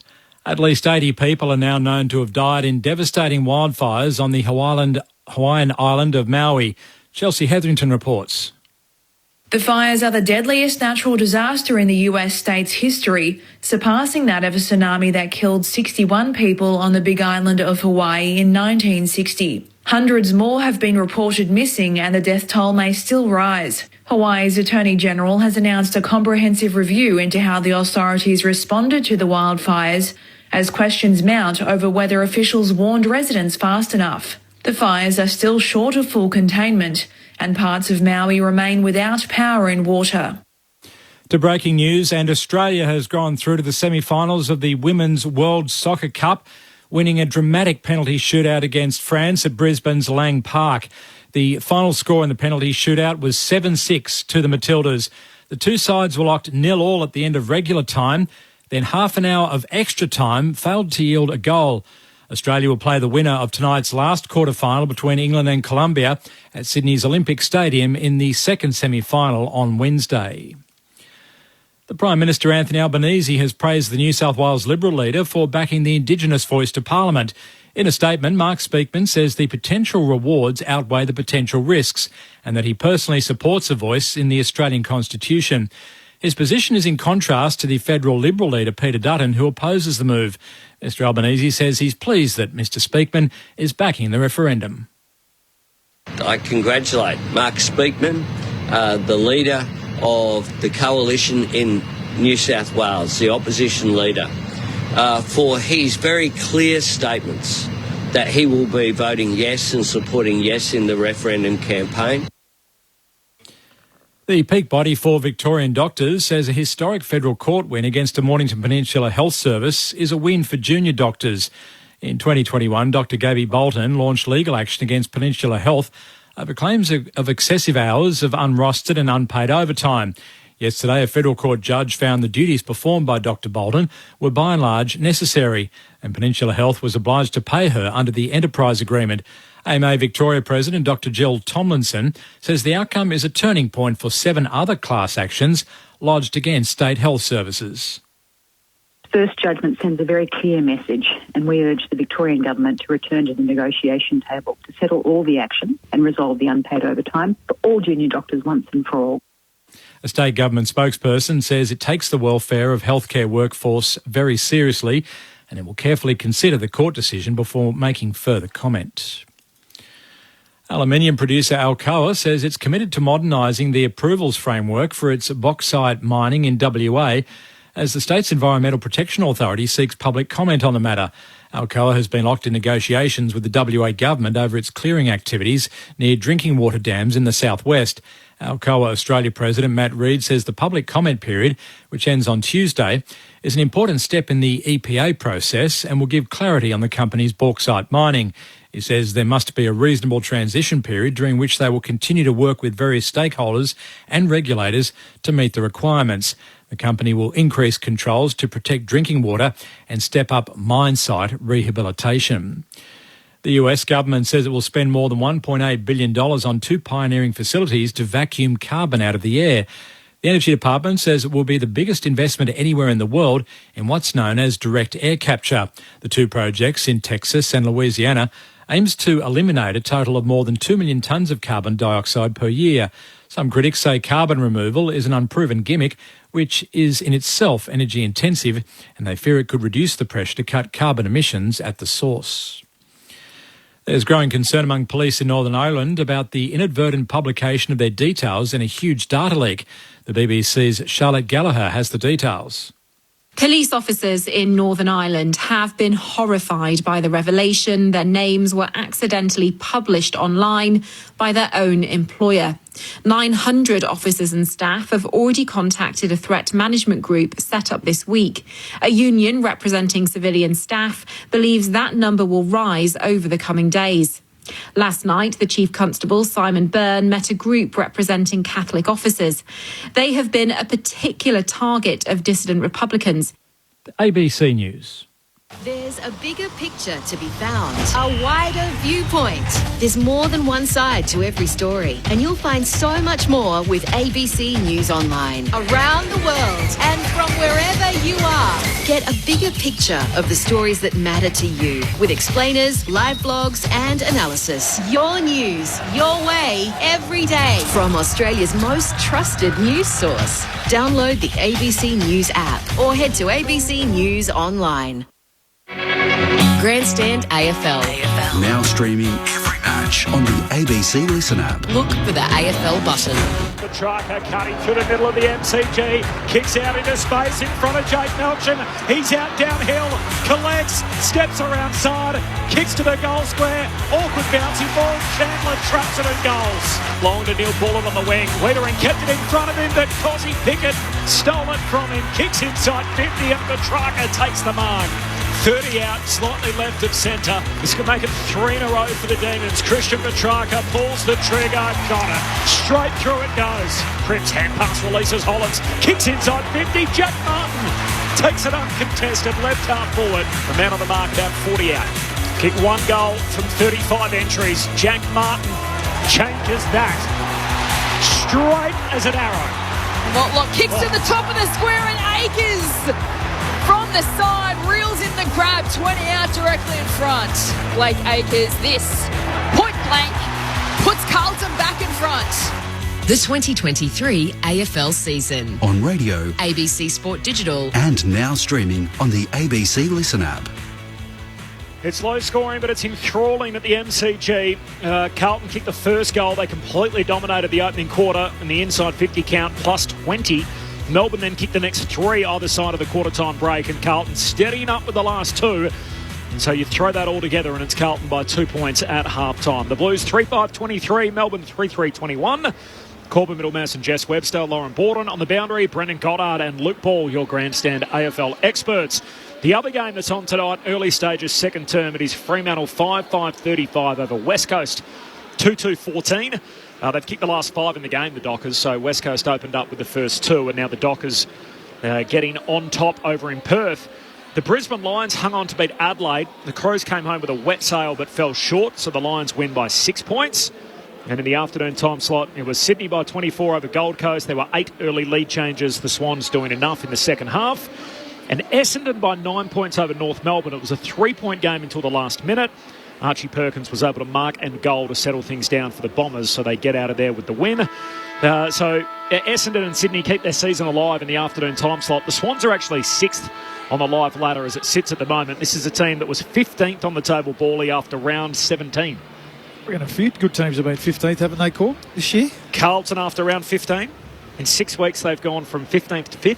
Amazing. That's jumping 10 spots in 6 weeks. Amazing. GWS spent time at 15th. So amazing year. It's been some good teams sort of rotate through fourth last on the premiership table. Now, the big fallout out of last night is Darcy Moore. So, of course, did his hamstring in what was a dramatic evening at the MCG. The club saying it's a low-grade hamstring strain. So his home and away season is over. He'll miss games against the Brisbane Lions and Essendon to finish. There's obviously the pre-finals bye. The hope is if it's a standard 21-day hammy, he'll be back for a qualifying final in the first week of the final series. Nick Dacos, of course, still doubtful for that first final. He's more likely to be week 2 or 3. He'd be pushing pretty hard for it, though, wouldn't he? You'd think. Yeah, and all of a sudden that and they won't be the only team that will enjoy that pre-finals week off. And it feels like the sort of year that needs it, to be honest. Everyone take a bit of a deep breath, see if we can get as many good players back playing week 1 as we can. But certainly from Collingwood's point of view, certainly two of their most important players, obviously. Have you still got them as the premiership favourites? Oh, I don't think they can. Oh. If you were trying to stack them up right now, 1, 2, 3, how would you have them? I think they need Dacos and Moore back and playing near their best, I think. Before tonight, I think more. I think Collingwood and Melbourne, for me, at sort of 1A and a half, 1A.2 for mine. But it's wide open, isn't it? And one injury like that can absolutely swing it. Like without Moore, they're a different proposition, Collingwood. Yeah. Like they'll struggle. It's just really to see how they go next week against Brisbane. Yeah, they just don't have someone to fill. Obviously, the quality player there is, but someone literally that's half as good with respect to their list. Second half action upon us on Grandstand AFL. You with Jess Webster. De Koning palms it down to Cripps. He gives it back to De Koning. He has a fumble. Now Hewitt and Viney wrestle for it. It's picked up by Pickett, who gives it to Gawn. He's stripped to the footy. Umpire says holding the ball. Free kick to Carlton in the centre through Fogarty. You can send the Blues forward to start the second half over the head of Martin. Out the back is Dow. He runs onto it but tackled immediately by Oliver. By circles and says, I'll have it, ball up, 30 out from Carlton's goal. Directly in front, they lead by 2 points. Early stages, third term. From the restart, Martin gets it out. Hand pass away to Fogarty. Handball to Hewitt. Now to Dow. Centre half forward. Goes back by hand to Chincotta. Floats a kick all the way to the behind line. And in the end, Charlie Curnow forced to drag it down and through for a rush behind. Carlton by 3 points. 50 seconds into the third. What are you looking for here, Beach, early in this second half? What adjustments should we be on the lookout for? Oh, it's a pretty good contest, I think. It was pretty even in that second quarter. Obviously, the dominance from Carlton may come back to bite them, but I think just their efficiency going inside 50, Carlton can still improve a little bit. But both teams in that second quarter got some pretty good looks going forward. May with the long kick in for the D's. Free kick to Wiedering on the members' wing for the Blues. Can send Carlton back inside forward 50 to a pack floating across the side and taking a nice mark as Rivers in defence for the D's. Wants to switch it to the outer side. A long kick looking for Van Rooyen, who rises high and takes a nice grab at right half back. Carlton by 3 as Van Rooyen kicks down the line to Neil Bullen. We can run in board. And kick towards centre half forward, looking for Brayshaw, but Dow coming across and chopping it off and taking the intercept grab, and he wants to take off. Hand passes to Martin, who gives it to Cripps. Hand passes to Fogarty from the bullseye. Hand passes defensively to Dow, who kicks up towards half forward, looking for Curnow in a one-on-one against May. Had the jumper pulled. Free kick to Curnow, 55 out from goal. Looked like he needed to do it, Stephen May. Looked like he was there, didn't he? That's what Charlie Curnow can do. It's the first time for a while he's been able to get May out into space. Curnow just sits it up to the top of the goal square. De Koning down there. Can't take the jug with Mark Spills to Oliver. Hot hand pass to Lever. Up says a throw against Oliver. Free kick, Carlton, top of the goal square. Well, Oliver thought he got a hand pass away under pressure. And in the end, they were able to worry him out of a clean hand pass, and Paddy Cripps is going to get the footy, 15 out, dead in front. He had a clean line of sight, Razor Ray, so I think it was the right call in the end. Paddy Cripps with a really effective tackle managed to pin that left arm in the motion of handballing, and it just popped out of the right. As we see the replay, we've got a really good view of it here. Oh, jeez, it's red hot, Ray. Anyway, he was right there. Inconclusive. It's a big free kick in a golden position on the ground, and Captain Carlton puts it through post high. There's a tone setter for Carlton to start the second half. Cripps with his first of the night, 4-6-30 the Blues. Melbourne a 3-3-21, a 9-point break for Carlton. Brendan Goddard, Luke Ball, Grandstand AFL. Well, it might have been a little bit of a lucky one, Beach, but again, symptomatic or emblematic really of how Carlton are going about it at the moment. Just, I mean, they still need to clean up that ball use inside 50, but at least it's predictable.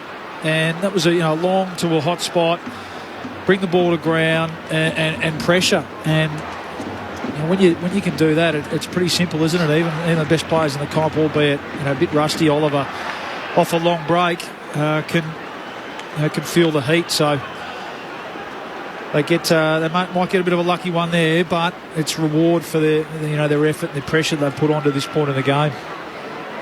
Back in the middle we go. De Koning down to Hewitt, tackled immediately by Oliver and Viney, and we'll have another stoppage close to the centre circles. 9-point lead, the equal biggest of the night so far to either team. From the stoppage, Hewitt gets boot to ball, scrubs it forward. Brayshaw overruns it, picked up by De Koning. He gets boot to ball straight into the back of Cunningham. Ricochets off him. Hunter picks it up for the D's. His hand pass straight to Dow of Carlton. He's spun, tackled, dispossessed. Umpire says play on. Hewitt gives it to De Koning. Hand pass in border. Fisher, he's wrapped up by Sparrow at centre half forward. And we'll have another stoppage. 55 out from Carlton's goal. They lead by 9. 5 minutes played, third term. Paddy Dow got away with one there. That looked a throw. From the restart comes to Hunter of the Demons. Hand pass to Salem. Gives it to Lever. High up and under out of the defensive 50. Van Rooyen got a hand on it. Fisher somehow connected with Cripps. Cripps kicks down to half forward for the Blues. Curnow late to arrive. Tries to put his fist through it. Forces it to ground. Hunter ushers it to May. His hand pass to Neil Bullen's out of play. And a throw in 70 out from the Carlton goal. 5.5 gone, third term. Blues by 9. 4-6 to 3-3. Neither of the technical subs used as yet, so Ed Curnow for the Blues and Michael Hibbert for the D's. And the boundary throw in, off hands to Hunter, whacks it down the line to a contest. And Ryan and Kemp see it over the line in front of the two benches for a throw in. Carlton with the last 3 goals of the game after Melbourne got out to a 9-point lead midway through the second term. It was Carlton by 3 at quarter time and by 2 at the half. Back into play, Gawn against De Koning. He shoves Gawn out of the way, and it is a throw. Free kick advantage paid to Melbourne as Brayshaw pumps them forward to a contest. 2-on-1 favouring Carlton, picked up by Kemp inside defensive 50 to Saad, who just gets boot to ball to Fisher, who palms it down nicely to Hollands. His hand pass is picked off by Petrarca, who was tackled and stripped to the footy, and now it spills the way of Hewitt for the Blues. Hewitt sends a high bomb out wide. Owies breaks it up from Lever, but knocks it straight into the path of Langdon. 52 out, chips to the pocket, and Chandler marks. That was good pressure by Melbourne, wasn't it? Petrarca was in the vicinity, but it was Pickett. Chandler had a finger in there. Rush kick out at defensive 50 for Carlton by Hewitt, which they'll set up really well behind the ball. It was good spread again by Langdon to get over there to outnumber. And Chandler, who was initially in that bit of play, applying the pressure, got forward. Chandler snaps across the body, got it a little skinny, misses near side. And a behind. So 4-6 to 3-4. 8-point lead for Carlton at the 7-minute mark of the third term. Meanwhile, over in Perth, Fremantle have kicked 6 straight goals, in fact 7 straight goals. So they lead the Derby by 34 points. That is halfway through the second quarter. Saad with the kick in for the Blues, short to Wiedering. Spiney stands the mark. Wiedering, that kicks off the side of the boot. Oliver takes the intercepting grab. 70 out from goal. At left half forward, kicks into the pocket. Melksham from behind, couldn't complete the mark. Viney at the fall of the ball. He's coughed it up to Hewitt. He evades traffic nicely and chips short to Cripps, who's marked at right half back. The only goal in this quarter so far, which is 8 minutes old. He goes short. And Cottrell, right half back, has it for the Blues. Feel good story. Delisted end of 2021, re-rookied. Now holding his place in this Carlton team as they push for a first finals appearance in a decade. Heads up with a wing for Doherty. Hand pass to Hewitt. Hurried kick forward to Charlie Curnow. He marks. They're all streaming back downhill. Pokes it to Owies. Plays on and goals. The Blues are in rhythm. 8 minutes into the third term. Matt Owies with his first of the night. And Carlton have kicked the last 4. 8 minutes gone, third quarter. 5-6-36. Melbourne 3-4-22. Carlton by 14 points. Luke Ball, Brennan Goddard. Well, nice ball movement again. Patient build-up, wasn't it? Out of half-back, just finding the loose. Cottrell then play on. But again, just a little mistake from Melbourne team who just looked a little bit off, really, from the first quarter in terms of their team defence, even though that they've, from the numbers point of view, they've held up okay against a lot of inside 50s. It was May and Rivers going up for an uncontested mark, really, and spoiling each other. And then the Blues, though, getting numbers at the fall of the ball. That's been the key to their game over the last couple of months. Forcing the ball forward, and a beautiful kick from Curnow, wasn't it? Just landed in the lap of Matthew Owies, charging back to goal. New game high lead to the Blues. 14 points the margin from the restart. Pitting it down to Cripps, who soccers it off the deck, and Rivers soccers it back the other way. From adjacent to the centre square, Chandler picks it up and gives it to Sparrow from centre half forward. Unguarded goal square. Pickett sees it home. A long-range goal to Sparrow, who pegs one back for the D's. Carlton 5-6-36 lead Melbourne. 4-4-28 margin, back to 8. 10 minutes played third term on Grandson AFL. All of a sudden it's raining goals, Big. Well, that's how you respond, isn't it? Go back to the centre square bounce. I think Carlton can be rewarded with the centre square bounce. It was, I guess, a short kind of scrubby kick forward, and then from there it was something kind of out of nothing off the ground. Chandler, who we really like as a player, got great leg speed. He's really clean, really good decision maker. Again, was clean below his feet, and then found Sparrow just slotted it from the top of the 50. So a good response, but it's been all Carlton again. Cripps it was Cripps that kicked it off the ground initially, but had a bit of pressure. It was unlucky it didn't bounce up to him, and Carlton would have been away again. So looking ominous again this quarter, Carlton. Gawn wins a hit out down to Brayshaw. Hand pass to Oliver. Dumps a kick inside 50, but Newman's there for the Blues. Centre half back. Hand pass away to Akers. He kicks wide to the southern wing, and Hollands marks. Wants to move it on immediately. Gives it to Fogarty. He kicks to half forward. Charlie Curnow has one. Sat on his head. He marks it anyway. With the light rain starting to fall, Charlie Curnow between wing and half forward turns, kicks to the top of the goal square. De Koning down there, no mark. Falls through to Gawn. He can't bend down to pick it up. De Koning, hand pass back into the hot spot. Bowie goes to ground. Doherty keeps his feet and kicks the goal. It is 1/50th as a bagger, and every Carlton player in the vicinity rushes to him. The Blues back out by 14 points, 11 gone in the third term. Lauren Borden on the boundary. Well, Michael Ross was just watching a replay of that on the screen, but it's Brody Kemp who he's split his head open and had to have that white clear glue put on top of it. So a couple of split heads today, one with Joel Smith on the opposition bench. But yes, that rain just starting to get a little bit heavier, but still no wind, which is nice. Raining goals. It's raining here at the G, and again, Charlie Curnow just looks so dangerous, doesn't he? His hands are sticky. That was a genuine contested mark against Stephen May, and then no fast roll on, get the ball in deep, try and force the error. They've been a little bit fumbly at times, the Demons. Under pressure. It was Bowie. I think it was might have been Gawn. Yeah, Gawn, who we know that's a long way down. But, yeah, the pressure again inside 50. And as the rain tumbles down, that's going to be the order of the day from here. Get the ball forward, take territory. Back in the middle, Oliver burrows in for the D's, but it's picked up by Dow, who hacks a kick towards half forward. A bouncing ball is always out to meet it, trying to paddle it onto his own advantage, but Lever beats him in the one-on-one. Hand passes back to Salem, who hand passes over his head to Smith, who's caught by Martin. Ball spills loose. Picked up by Oliver, who gives it to Salem. Close up against the boundary line. Cripps laying a big tackle against Lever. Now the ball goes out as Hunter is pushed in the back by Akers. They were over the boundary line. No need to do it. So Hunter will take the free kick for the D's at left half back. See adrenaline flowing a bit there from Akers. I think that's definitely a free kick. He pushed him over the boundary line. But Carlton's pressure again. The crowd getting behind them. Hunter kicks down the wing, Van Rooyen involved, gets there on the bounce, he's tackled by Wiedering, lost it, Dow tries to break through the tackle, lost the ball, spills to Hunter again, gives it to Neil Bull and gets it back, and Hunter another hand pass in the chain, away to Salem, kicks off a standing start, turns it straight over to Newman. He takes the intercept mark, back edge of the centre square for the Blues. So a 14-point advantage for Carlton. Game just opening up. We've had 4 goals in the last 8 minutes, 3 of them to Carlton. The Blues by 14. Long kick back from where it came. Salem spores it away, but straight to Doherty. High half forward, hand pass to Martin. Gives it back to Doherty out wide. Oliver affects the kick into the forward pocket, and in the end, May just kills it out of play. And a boundary throw in. Forward pocket here for the Blues at the City end of the ground. Carlton by 14. There's not a lot of free flowing footy, is there, Luke? But again, something that's standing out for mine is just Carlton's ability to continually outnumber, particularly those long kicks down the line. They just look like they've got out and outnumber every time the ball hits the ground. From their throw-in, Rivers goes to ground. Martin sees him over the line for a throw-in, this time 5 metres around from the Blues' goal. The lead is 14 points. They've kicked 3 goals to 1 in this third term after leading by 2 at half-time.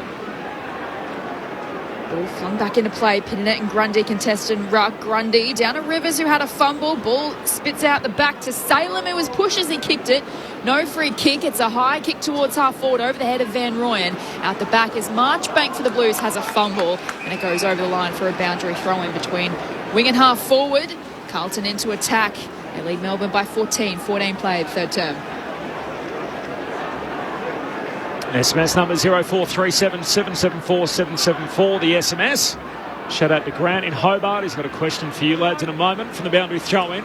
Pitternet knocks it forward, but straight to Rivers off the back flank. Hand pass to Oliver. Kicks in the middle of the ground for Chandler. No mark that follows up. Hand pass to Jordan. D's over halfway. Gives it to Langan. Kicks out to half forward. Melksham can't complete the mark.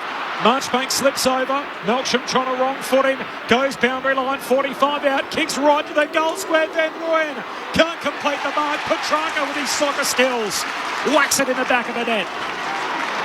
A second for Petrarca. And the Demons continue to hang about. 15 gone in the third term. Carlton by 8 points. The Blues 6-6-42. Melbourne 5-4-34. It was one of the few times this game we've actually seen Melbourne from a clearance. It was off the half-back flank, actually get a really good look, good clearance from Oliver, get it back inside. In the corridor, Chandler made a good contact. Fisher was just a finger and nail away from getting a fist on that and actually getting the ball out of dangerous area, but it's ability for Chandler just to pounce back on the ground ball. I think it was Jordan that provided the overlap run, who was in the initial contest and stoppage on this half-back flank. So that's good work rate to get over there and get the handball off Chandler. And then it was off to the races with, again, you've made mention a couple of times, Bully, Melksham just getting out the back, just finding some space on Marchbank, and then the kick at the top of the square was one of the few times, again, Melbourne's had the outnumber at the fall of the ball, and it was Petrarca the recipient with a little kick off the ground. Grundy out of the ruck, back in the middle, hand pass put his teammate Sparrow under pressure. He's stripped to the footy, picked up by Hewitt. He's tackled immediately. Just gets boot to ball to Dow to Newman from the centre square. Kicks it towards half forward. It bounce in front of Curnow. And 1-on-1 against May. Bounce favoured him and he chips short and finds Brayshaw on the edge of the centre square. Chip it further afield to Sparrow. Gives it back to a running Brayshaw from the outer wing. Low pass to Neil Bullen, who can kick it up towards half forward. Petrarca presents. He's got 2 already today. Kicks into the pocket. It's not a great kick. Wiedering is there for the Blues and he just hacks it out of the danger zone. Long kick out towards Cottrell and Brayshaw. Brayshaw spoils and then wins the footy. Hand pass away to Lever. Takes on Hollands. Hand pass out wide. Slips out of play. And a throw in between wing and half forward for the Demons. Grant's question. If Mackay's fit before the finals, would you put him in the side considering how the team's playing? Yes. No, I think he goes in. Finals footy. Maybe just get up the ground a little bit more. more. Yeah, that's right. Leave Charlie one out. Gary's not happy on the SMS. Says, pathetic Australian rules football tonight. Soccer scored higher. Unwatchable negative stuff, this. He's not happy with the low-scoring first half. It's opened up a bit here in the third. Demons quickly forward inside the forward pocket. Grundy goes to ground. Picked up by Kemp. He's tackled. We'll have a ball up here. Right forward pocket for the D's at the punt road end. Carlton lead the game by 8 points. 17 gone third quarter. Had a few goals, Gary. We had a few. Yeah, I think from memory the soccer was 120 minutes for 0-all. From the ball up, Hollands to Doherty. Kicks to the outer side, knocked away from Curnow, picked up by Owies. He gives it to Fogarty. He slips the Brayshaw tackle.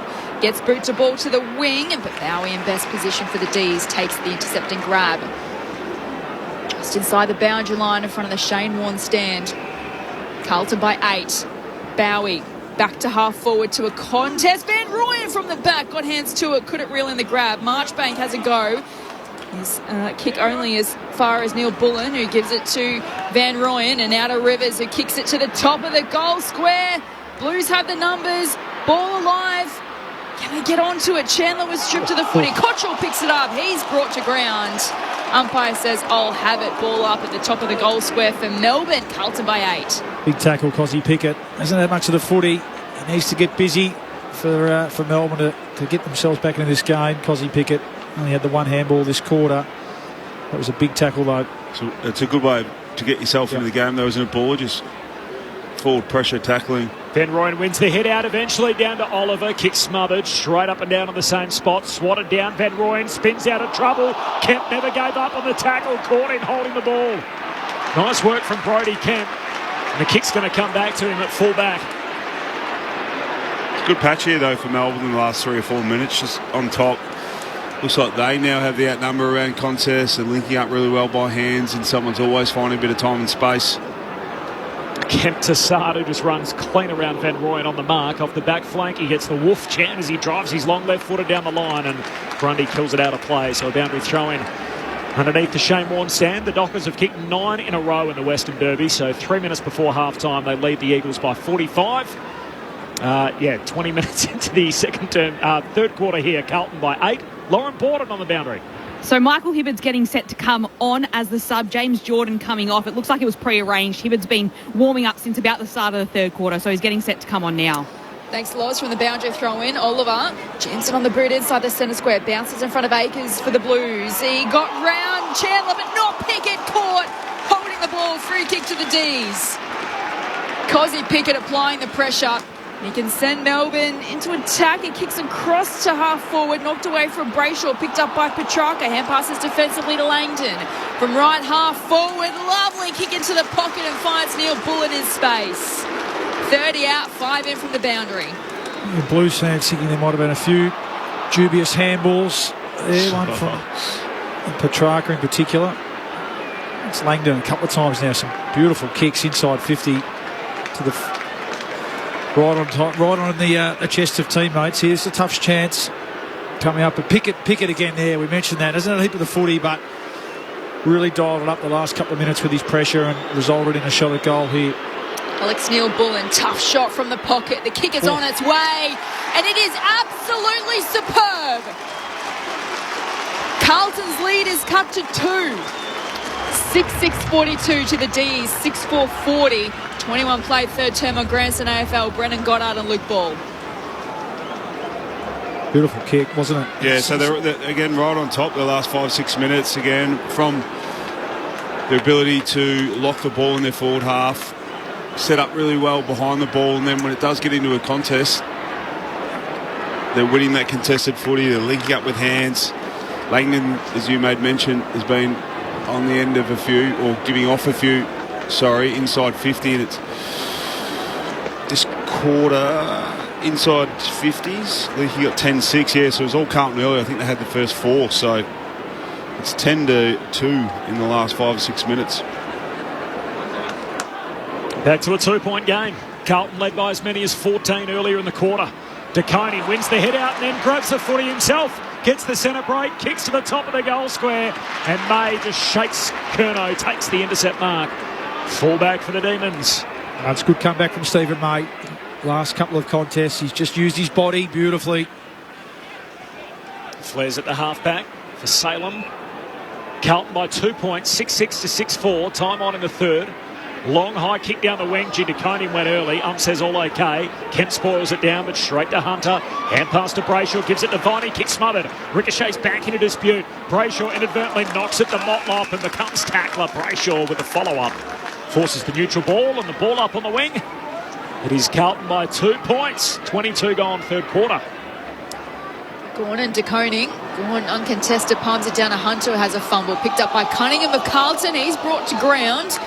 Ball dislodged and the umpire calls for it. Ball up about 2 metres in from the boundary line, defensive side of the wing. Gawn taps it down, but DeConey takes it cleanly, jams it on the boot towards half forward, knocked away from Motlop. They contest for it on the wing. Neil Bullen picks it up, tackled by Sard.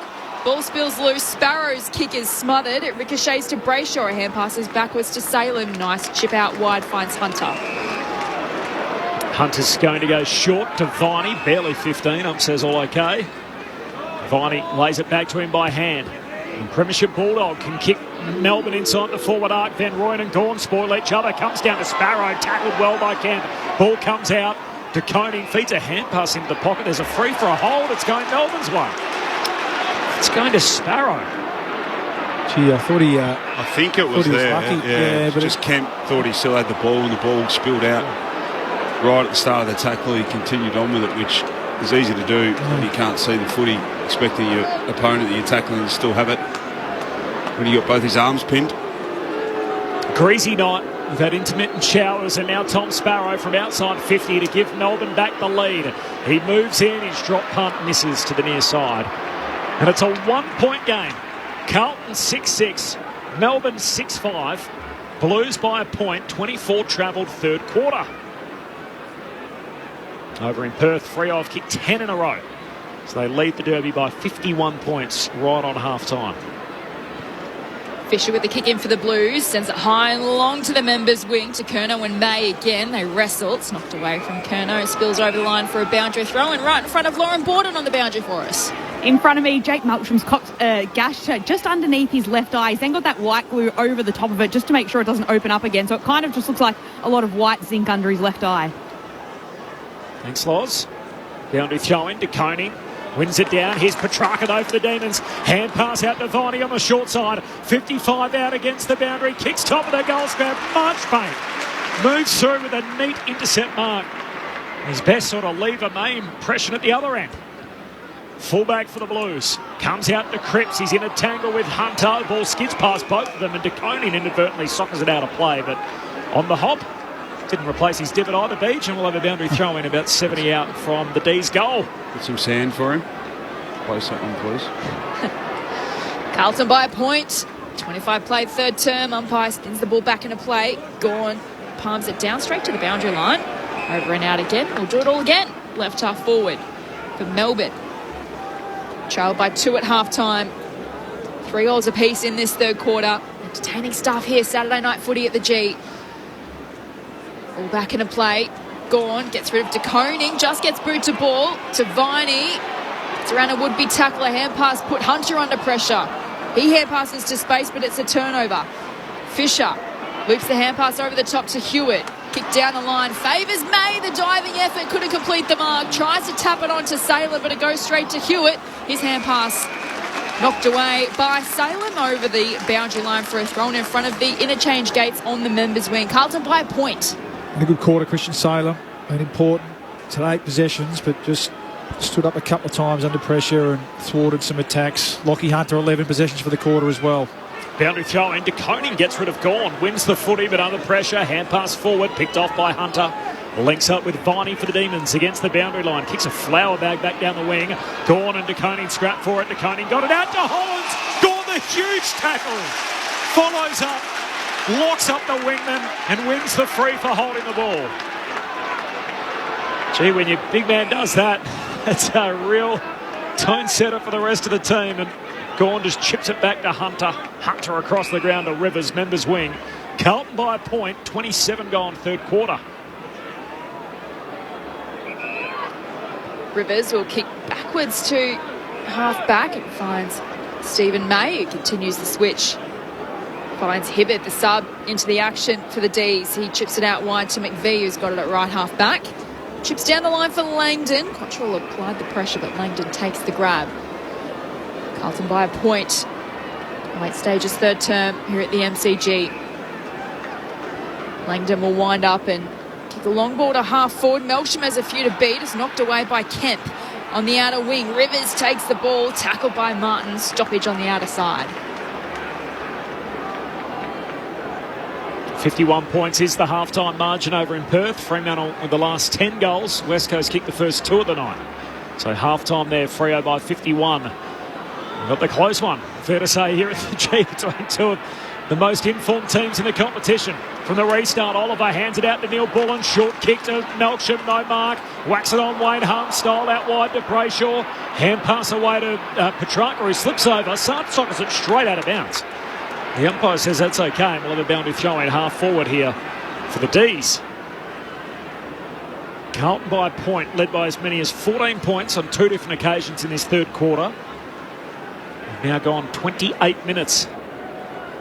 And for the Blues, they completely dominated the first term, had 20 more inside 50s, and yet led by only 3 at quarter time. From the boundary throw-in, Langdon, first clean touch, gives it to Brayshaw, pulls his kick into the pocket. It slides past Melksham and out of play. And a boundary throw-in the forward pocket at the punt road end where the D's are attacking. Had a better quarter, Clayton Oliver.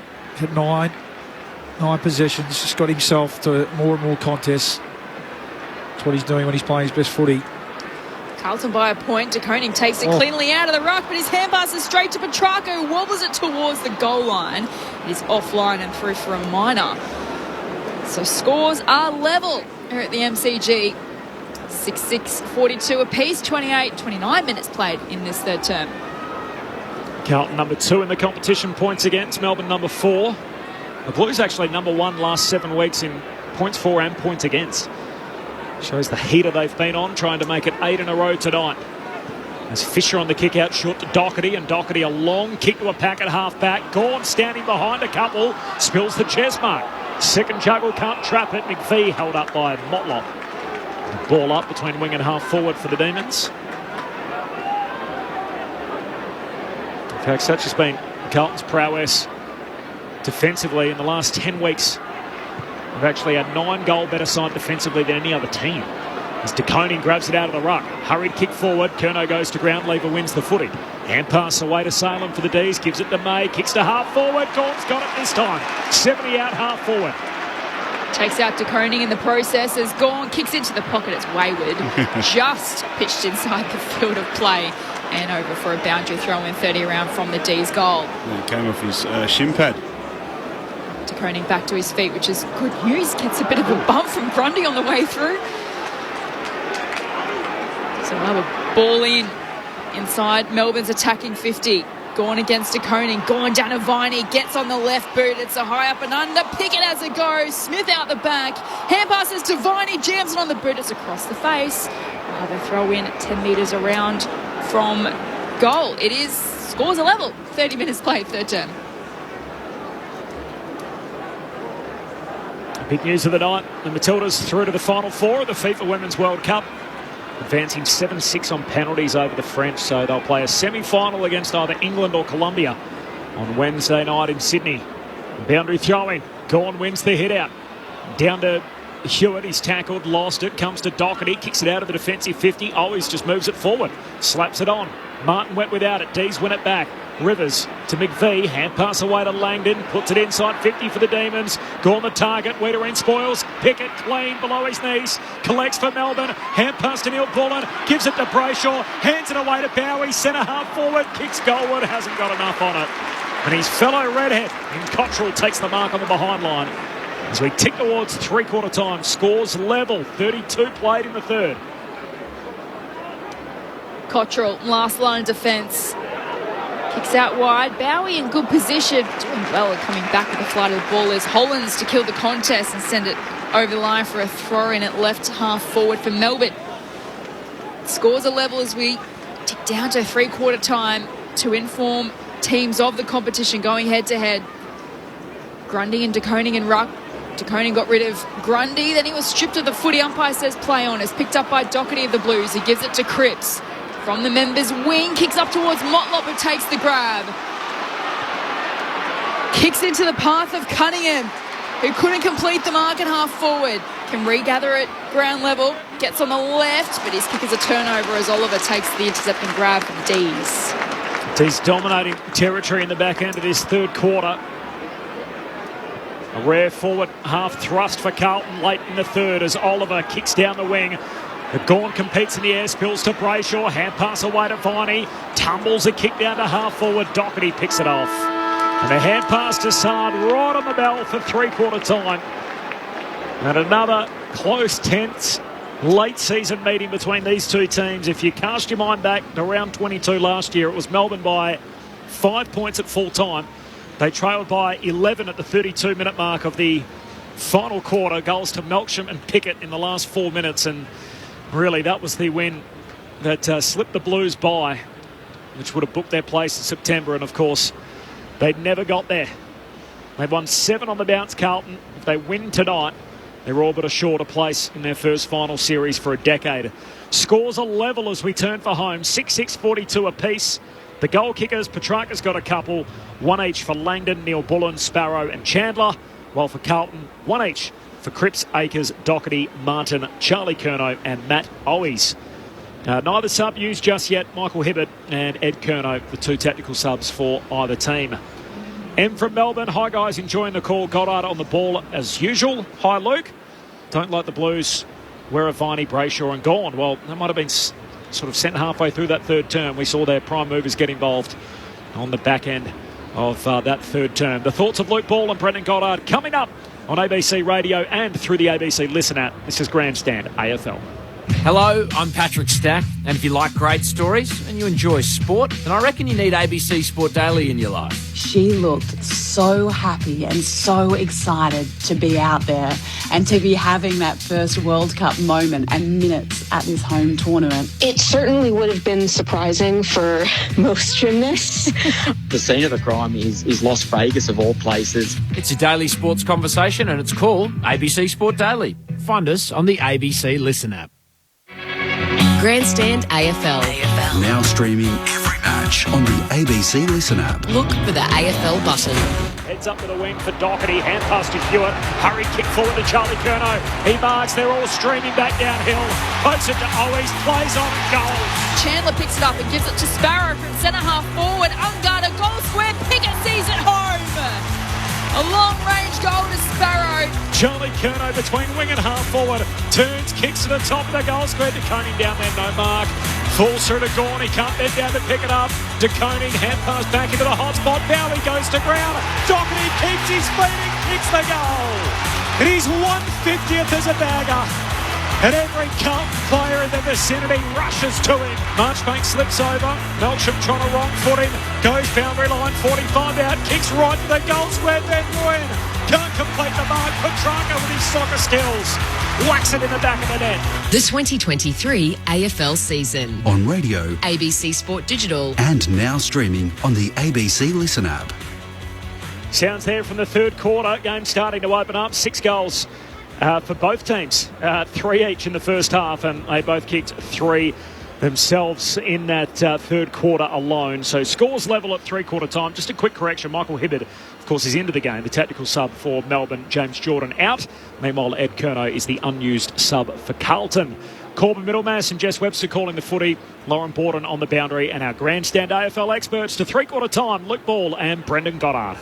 Well, Carlton started the quarter really well, didn't they, Luke? And then it was all Melbourne. It was, we talked about it quarter time, half time, about the differential in inside 50s for Carlton, but it's now back to 12, and they were plus 20 in the first quarter. So arguably the last 2 quarters, Melbourne have been on top. Scoreboard's 42 apiece, but just felt that quarter Melbourne played the game in their forward half. They were set up really well behind the ball. The contest started to go Melbourne's way with their ability to outnumber. You highlighted Clayton Oliver finding himself and forcing himself back into the game. He's laid 9 tackles, but he found it 10 times that quarter, and particularly around the contest, around stoppages, where they got a few better looks, so able to shape the ball corridor, open up Carlton's defence, get the ball to the open side, and their forwards had a better look at it. So just looking at the stats, I think all their midfielders had a pretty good quarter. Jack Viney, Lockie Hunter on a wing, 13 disposals. Jack Viney, Brayshaw was spending more time in there, which allows Petrarca to go forward and spend more time. He's a dangerous forward, as we know. So things are going pretty well for Carlton. For Melbourne that quarter. But again, Carlton, I think much like Melbourne did in the first quarter, did a pretty good job based on Melbourne's dominance, just to hold up the damn wall and restrict Melbourne scoring from their dominance. Yeah, it's been a pretty brutal. A lot of hands on heads and hips when that three-quarter time siren went. It's been pretty brutal. So 60-odd tackles each. I can't think of a missed tackle. Both teams really applying serious heat, which is fantastic and a really good preview, I think, to what what's to come in the next month or so. And you mentioned Petrarca. It feels like for Melbourne, it's possibly he that needs to go forward and kick certainly one or two this quarter with a bit of class. When Curnow at the other end, I thought May really responded that quarter. I thought it was a terrific comeback. Looked like Curnow had him cold a few times in that first half, and even took terrific contested mark early in that quarter. But then May really fought back after that. I thought Salem was really good across half back. Hunter, the ball, spent a lot of time out on this wing. He knocked up getting it as well. And just their tough in and unders. You mentioned Oliver, but Viney, Brayshaw, 10 possessions each that quarter. Not necessarily high in effectiveness, but just it's not that sort of game, is it? It's a real arm wrestle, and so it's going to be who can hang in there for longest. And the game will open up a bit probably as this quarter goes on, and then you're looking for the class, I think, to get on the end of it and finish at either end. And I think maybe Melbourne, you're looking at Petrarca and Cozzy Pickett, for instance, to be able to do that for them. But I think it's just a team, based on what we've seen in the first three quarters, Bully, it's just the team that gets the half opportunities, as we know in tight games and against two in-form great teams, that the ability to take those half chances, particularly in your forward 50, is going to be the difference in this game. Melbourne have been outscored in only 4 final quarters all year. Scores are level as we turn for home, as Pitternet wins the opening hit out of the final term. Comes down to Cripps. Hand pass out in front of Dow. Dow jams it on the boot to centre half forward. McVie keeps it in front of him. Cottrell there for the Blues inside 50. Can't trap it. Ball spits out to the flank. Cottrell still involved. Sockers it back inside 50. Holland's clean hand pass out in front of Owies. He's 35 out. Owies goals! Runs in front of the advertising hoardings and pumps up the Carlton army. The Blues lead by that goal. 7-6-48. Melbourne 6-6-42. And it took less than 40 seconds. The Blues with a goal out of the middle. Carlton by 6 points. Yeah, and you called it, Pete. A bit of a goal out of nothing, really. And he's got that ability, hasn't he, Matthew Owies? Doesn't need to get a heap of the footy, but finds himself often in the right spot at the right time. And really, that was, had one step, wasn't it? Run to pressure, threw it on the boot, and it went straight through. And one thing he's very good at is celebrating. He's one of these. He's a top 3 in the compo, I reckon. Matt Owies at celebrating his goals. I think he's in charge of that down at the Blues. But perfect start to the quarter. A little bit of something out of nothing. Got the centre clearance. It's going to be about yardage, meterage this quarter as well. Blues with the first blow of the final term, and they win it out of the middle again. Pitternet to Cripps to Dow. Looping hand pass over the top to Fogarty from centre half forward. Kicks in the Koenig direction. Comes steaming out of full forward, takes the grab, 25 out directly in front. Started this quarter much like they did the third, so first 2 centre square bounces. Didn't highlight the Coney in the third quarter, had a great quarter on Gawn, spent the majority of the time in the ruck. Tom de Koning for 2 in a row to the Blues. He grabs the jumper as Carlton move to 12 points in front of Melbourne in the last. 8-6-54 plays the D's 6-6-42. 2 minutes gone, final term on Grandson AFL. Just search it forward, you're right, Paige. The centre clearance is going to be critical this quarter, as we know. And Cripps involved. Fogarty, who's been good, back into the team. Had some serious, had some really important touches, rather. And what I liked, Dan, he didn't try and invent something. He knew that they had the surge. He knew that it was 6-6-6 out of the centre square bounce. Threw it on his boot, got it in deep, and de Koning just read it better, didn't he? Just in front, first to move, as they say. Good forwards, and completely outpointed Jake Lever. Took an easy mark on his chest. Over to you, Dees, to respond. As you said, Beach, similar trimmings to the third, where it was Carlton's quarter early and Melbourne's turn late. Scores were level at three-quarter time. The Blues with 2 goals in the first 2 minutes to start this final term. They lead by 12. Gawn wins it down. Dow had it, tackled by Brayshaw. Ball comes out, Sparrow traps it. Hand pass back into dispute. Sparrow gets a second go, puts it inside 50 for the Demons. Live footy, 40 out from the D's goal. Smith collects, can't handle it. Falls away of Doherty. Blues mop it up. Hand pass out to Sard, gives it to Kemp. Kicks down the southern boundary line. Bowie tries to move Owies out of the way. Does so illegally. Free kick for Owies. Defensive side of the wing, underneath the Shane Warne stand. Carlton by 12 points. Owies with 2 goals to his name, 1 to kick off this final term. Kicks down the line looking for Cripps. Brayshaw is there, and the mark has been paid to Brayshaw. Cripps not happy about it. Brayshaw has the footy defensive side of the outer wing. Runs inboard. A long searching kick to a pack at half forward. Melksham got a hand in there, down at Pickett, who's caught, got the hand pass away looking for Salem, knocked away from him. Van Rooyen goes in, he can't take it cleanly, picked up by Fogarty, kicks to the outer side wing. Brayshaw and Cripps in a one-on-one.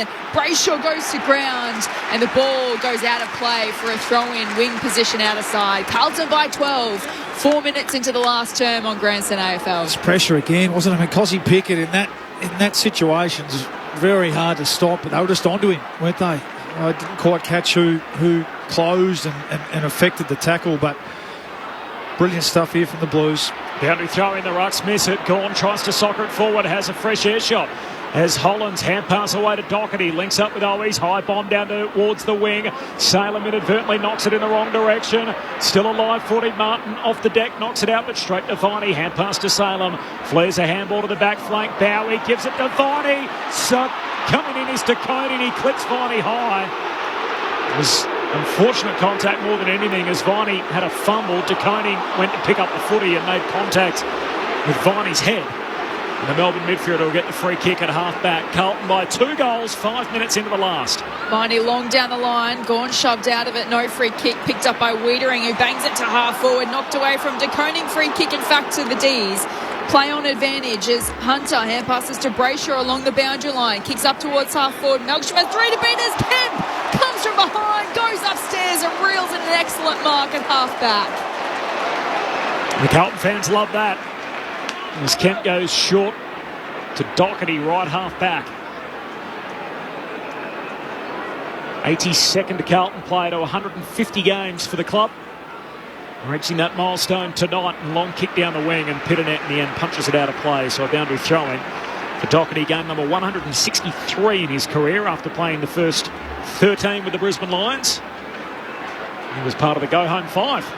Sort of disappeared and didn't get rid of the rest of Elliot Yeo. Yeah. Good times. Billy Longer. Yes. Boundary throw-in. Gawn wins the hit out. Logo outer wing. Viney and Cripps both slide in for it. In the end, it's mopped up by Hunter, but his hand pass went to Fogarty. Gives it off back to Cripps. Kicks inside 50. Lace out. Charlie Curnow takes the mark. In that channel at right half forward, he'll kick from right on the 50. Oh, Steve May's hit the deck, a bit of friendly fire. Hit the deck really hard. He's okay, he's up, but again, just the speed to react from the Carlton forwards. 2 in a row now. DeConning with that last goal out of the centre square bounce. Bit of a mongrel kit from Paddy Cripps. But athleticism there from Charlie Curnow. This will bring the house down if he kicks this. In he comes for their biggest lead of the night. Charlie Curnow steps up. Embraces with Paddy Cripps, his captain. The man who delivered it to him, lace out. And the Blue Baggers have the MCG hopping. It is Carlton by 18 points, 7 gone in the final term. And Charlie Curnow has 70 goals in a season for the first time in his young career. It is an 18-point lead for the Blues. Well, we're 7 minutes in, and they're scoreboard 3 times, and they managed to be accurate with all 3 of them. So great start for Carlton. Starting around the contest, centre square bounce, getting territory, getting inside 50, and then they're able to set up behind the ball, lock it in their forward half. That came from a stoppage, which we know how effective and good they are. It's Fogarty again. Coming up as a high half forward, gets in the stoppage, has the licence to get through, cause some chaos, and then continue on and get forward if he needs. On the restart, Grundy, lovely tap down to Brayshaw, who sends the D's into attack. Pickett and Chincotta in a one-on-one, and Chincotta wins the day. Takes the grab inside defensive 50 for the Blues. They've kicked 3 in a row to start this final term. They're up by 18 points. Chincotta long down the line. Cottrell and Bowie as Cripps comes from the side and takes the mark defensive side of the wing. Can't really get their hands on it, Melbourne. It's a contested situation where Carlton are flourishing at the minute. Cripps to a contest on the wing off hands. Martin collects, but he's run out of real estate. Throwing in front of the interchange gates. Carlton by 18, 8 minutes played final term. Have you got the last two, Bally, or the go-home 5? So we got Yo, Doherty, Longer. Carnesis. Paddy Carnesis. Yes. Is there one more? There's one That's more. 4, mate. Leave it with me. It's a good get, Paddy Carnesis. Played with him at Collingwood, actually. I would have thought so. Boundary throwing. Comes down towards the Blues, and Newman jams it on the boot, puts it out on the full. 18-point lead for Carlton. 8.5 minutes gone final term. They've kicked the only 3 goals of the final quarter so far. Petrarca to try and lift Melbourne. Kicks down to half forward. Van Rooyen and Kemp. Kemp knocks it away. Back to the wing. A little fumble from Brayshaw. Gets it eventually. Gives it to Rivers. To Petrarca. His hand pass swatted down by Cripps. Pack forms behind him. Blues appealing for holding the ball. They won't get it. The ball up on the wing. Carlton by 18. Jared Pollock. Jared Pollock. That's Did you just Google that? Yeah. No. Google it. No.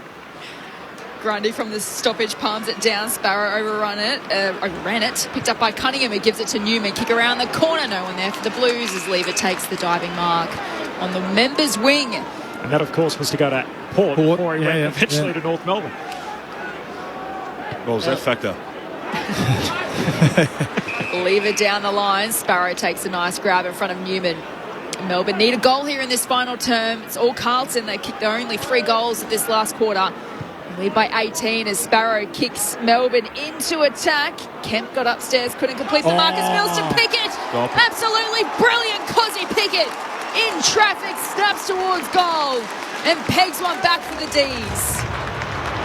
Carlton by 12, 9-6-60 to Melbourne, 7-6-48. 10 minutes played final term on Grandson AFL. Brendan Goddard and Luke Ball. Always sitting and nodding his head like I told you so. But his ability, I think, let's go back even a quarter and a half, that hadn't touched the footy a lot, but kept himself in the game through pressure, tackle, which we know is one of his strengths. And it's an easy thing to say, a small forward, and that's your job. But your ability is to keep yourself in the game by at least feeling like you're you are having impact by doing that, but you're not having impact with the footy. So he's had 10 touches, he's had 7 tackles, but in the amount of times he's been front and square to either win the ball, he's been tackled himself, or then to apply pressure.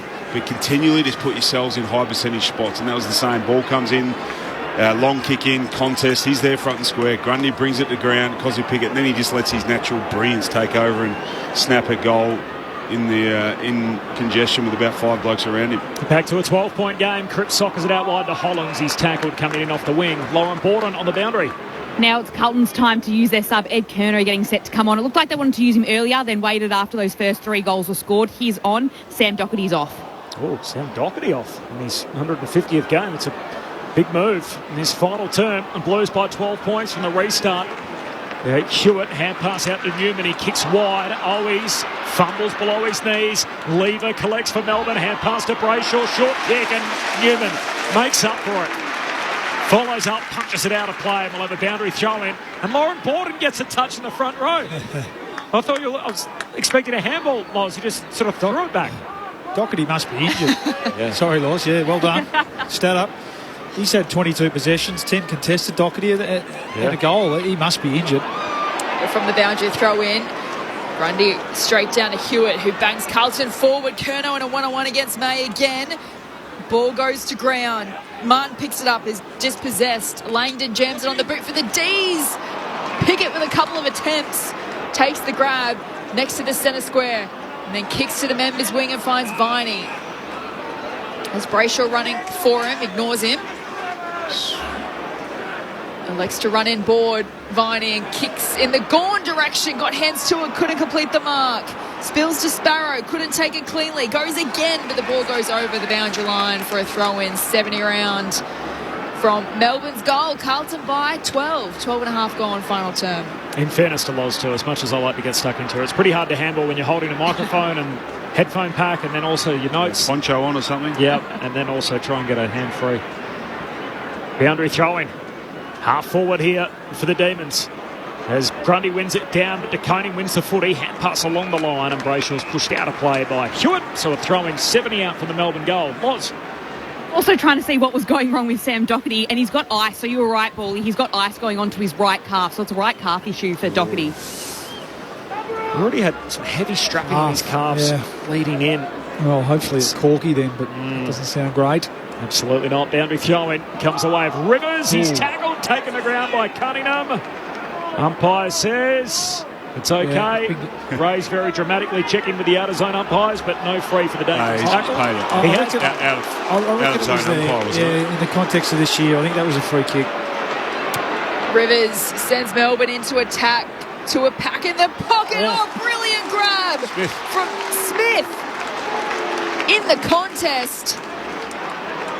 That was a ripper. He'll shoot for goal, 25 out, 10 in from the boundary. Have they pulled the John Worsfold, Adam Hunter, Koa Hooker move?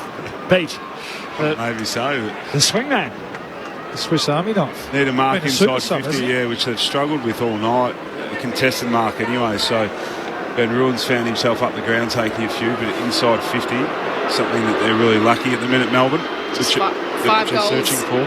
In his career, Joel Smith. This a really tough shot from the pocket. How about that, Joel Smith? Sensational set shot.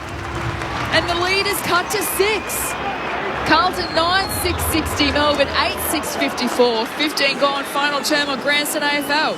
Well, what a move. What a coaching move. Wizardry. He's had a good couple of months. Simon Goodwin in the coaching box, and from midway through the year where they were really struggling to score, he's turned it around. But he is versatile, isn't he? I think he went through a period, didn't he, Corbury was sub 4 or 5, 6 weeks in a row, but found himself into this starting 22 now, and well, he could be the wild card this last 10 minutes. From memory, upon review of playing Melbourne in a few of their VFL games, he was playing the lead up to that, and he was actually playing as a forward. So maybe it was a genius move back then just to expose him up forward at VFL level. Just on the Cunningham tackle, I think that's a good decision, and it will get looked at. Back to a 6-point game. Carlton trying to shore up the final spot and 5th spot on the table and trying to beat Melbourne for the first time since 2016. It's all on the line here. 6-point lead for the Blues. Out to the wing. Fisher high up and under. Rivers swats it down towards Petrarca. Hands it to Salem. Short kick to Viney. Marks on halfway southern wing. We're almost at the halfway mark of the final term. 15 and a half minutes gone in the last. Up to 29, Viney. He kicks to a pack down at half forward. Van Rooyen and Melksham, the only two that fly. The two Demons teammates, hits the deck. Melbourne with numbers there too. Petrarca to his mate Oliver. Hand pass to Melksham. Kick smothered. Chincotta does well. Wins the footy. Hands it to Cottrell. He's drilled into the ground in the tackle. Umpire says I'll have it. And the ball up 60 out for the Melbourne goal. It is Carlton by 6 points. They led by a game high 18 just 10 minutes ago. Umpire says I'll have it. Carlton says what about that for a sling tackle? Not paid. DeConing with the palm down only as far as Petrarca, who gives to Oliver. He slipped as he tried to kick it. Ball close to the line. Hunter tried to keep it alive. He couldn't. The boundary thrown between wing and half forward, in the D's attacking half of the ground. It's a great contest, isn't it? I mentioned Jack Viney. I mean, it's his sort of game. 29 possessions, 15 of those contested, 9 tackles. Scores a level at three-quarter time. It's Carlton by 6. Ball back in a play. Gawn taps it down to Viney, who jams it on the boot only as far as Newman for the Blues at half-back.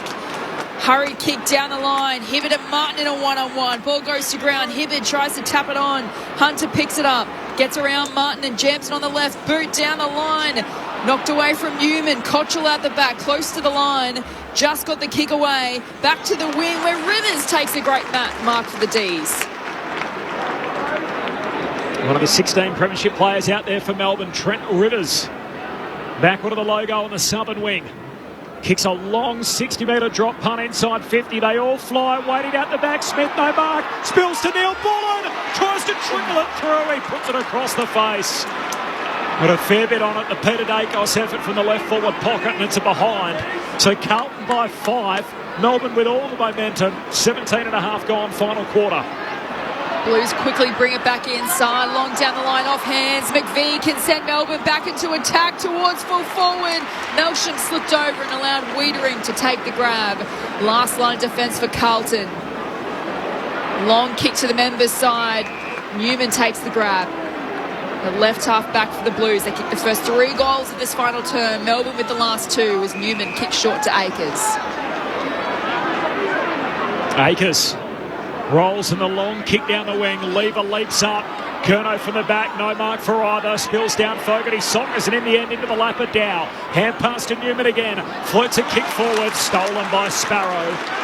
Defensive side of the logo members' wing has it for Melbourne. Carlton by 5 points. 18.5 gone, final term. Sparrow down to half forward. Plenty of Blues in the pack. Pitternet can't reel it in. Hits the deck. Hand pass from Chandler through to Petrarca. Feeds it forward, wanting to link up with Melksham. Saab gets there for the Blues back pocket. Hand pass to Akers. Jams it on the boot. It's picked off by Oliver. Wants to step around Fisher. Gets a hand pass away to Langdon. Handball back inboard. Dow passing through, wins it. He's tackled and Oliver falls. That's a big win. That's a big win for the Blues.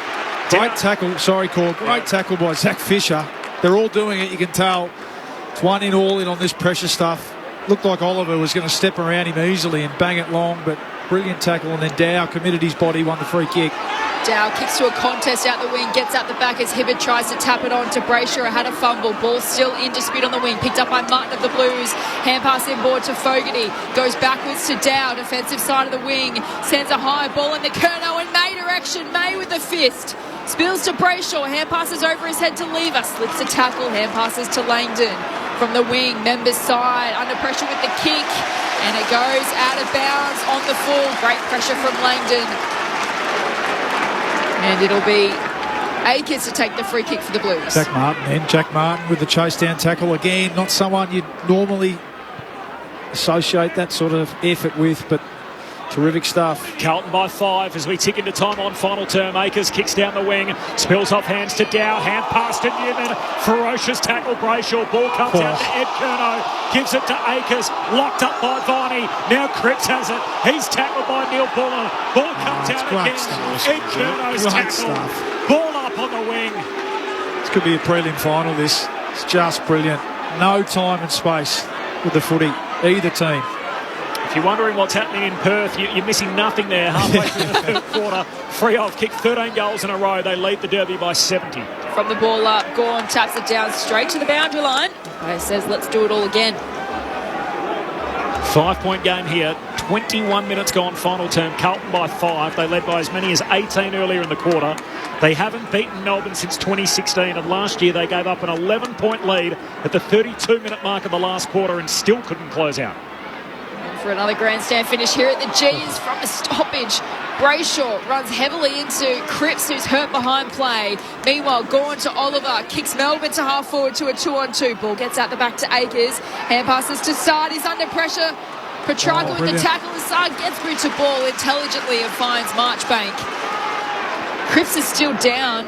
The ball is heading in his direction as Marchbank chips down the line to Newman and wants to take off. Cripps is staying out there. Newman up to half forward to Martin. Knocked away from him by Salem. Ball spills to Langdon. He's tackled and stripped to the footy. Umpire says play on as Oliver lays a big tackle. Good umpiring. They're under the pressure too. Martin again. He's playing like a man possessed. Paddy Cripps, he either needs to come off for a breather or get moving again. The play was just happening all around him then. Blues trying to make it 8 straight. Demons 6 straight. But the D's looking for second spot. Carlton looking for a spot in September. Hurried kick forward from Oliver. Kemp collects for Carlton on the wing. Hands it to Dow. Dow goes off the right boot to half forward. Motlop the target. Slides past him. McPhee wins it. Hand pass to Salem. High up and under. Viney the target. Akers breaks it up. Pitternet collects 50 out. Hand pass to Cripps. Jams it on the boot. Martin's bowled in the back before he got it. Young John McPhee put his shoulder straight into the back of Jack Martin. And a free kick for Martin. Left half forward, right on the 50. Just a bit overzealous there. Judd McVie under pressure. Cool heads need to prevail here. Jack Martin's been so impressed. Not necessarily with his numbers, but just the intensity. And again, it's across the board, this Carlton team. First time I've seen them live for some time, and it's just an unbelievable transformation based on effort, Beach. It's really just effort across the ground. I mean, both teams are having a crack. It's a wonderful game, and it's going to come down to moments like this. He's having the best month of his career, Jack Martin. For the moment of it, Martin's kick is on target. It doesn't have the trip. Stays alive. Hand pass back to Motlop from De Koning. Can't get a kick away. Spills to Lever. Live footy. Langdon slides in, and De Koning knocks it out of bounds. So a throw in front of the behind post. Deep forward for Carlton. The Blues by 5 points. 23 gone in the last. Who was that guy that texted in earlier just about the low-scoring contest? I wonder if he's still watching. Carlton by 5 from the throw-in. Cripps has a go. Martin now. He's set upon immediately. Tackle by Bowie. Ball up, 20 out from Carlton's goal. Just give their defenders a breather here, the Blues. Some pressure, some repeat stoppages. Set up behind the ball. Oliver soccers it off the deck to Sada half forward. Toe pokes it inside the arc. Ball spills out to Hewitt. He's tackled and stripped of it by Petrarca. They all dive on top of the footy. It squirts out the back. Brayshaw is there for the D's, but it comes up the Blues' way to Akers. His kick is smothered by Brayshaw. Ricochets to Chincotta. Gives it to Wiedering from centre half forward. He kicks it to Curnow. Great fist comes from Hibbard. Sends the ball over the line for a throw-in, 30 around from the Blues' goal. Well, that was going to be an uncontested mark if it wasn't for... to Curnow, sorry. If it wasn't for Peak Hibbard coming back with a flight and getting a fingernail fist in there and getting the ball out of bounds. Great contest. Boundary throw in forward pocket for the Blues, up 5. Deep in time on final term. Comes down to Martin. Hand pass away to Hewitt, half forward. High up and under into the pocket. May spoils down to Bowie. Sharp hand pass, too hot for Viney. Gets a second go at it. Crunched in the tackle from Chincotta. Taken out of play. No. Umpire says ball up. Just inside the boundary line, southern side. Oh, geez. How are they going to get their way out of this deep Carlton forward line? Stoppage after stoppage here, the Demons. Who can stand up? What can they do? 25 gone, final term. Gawn wins it down to Oliver. Squeezes a kick to half-back.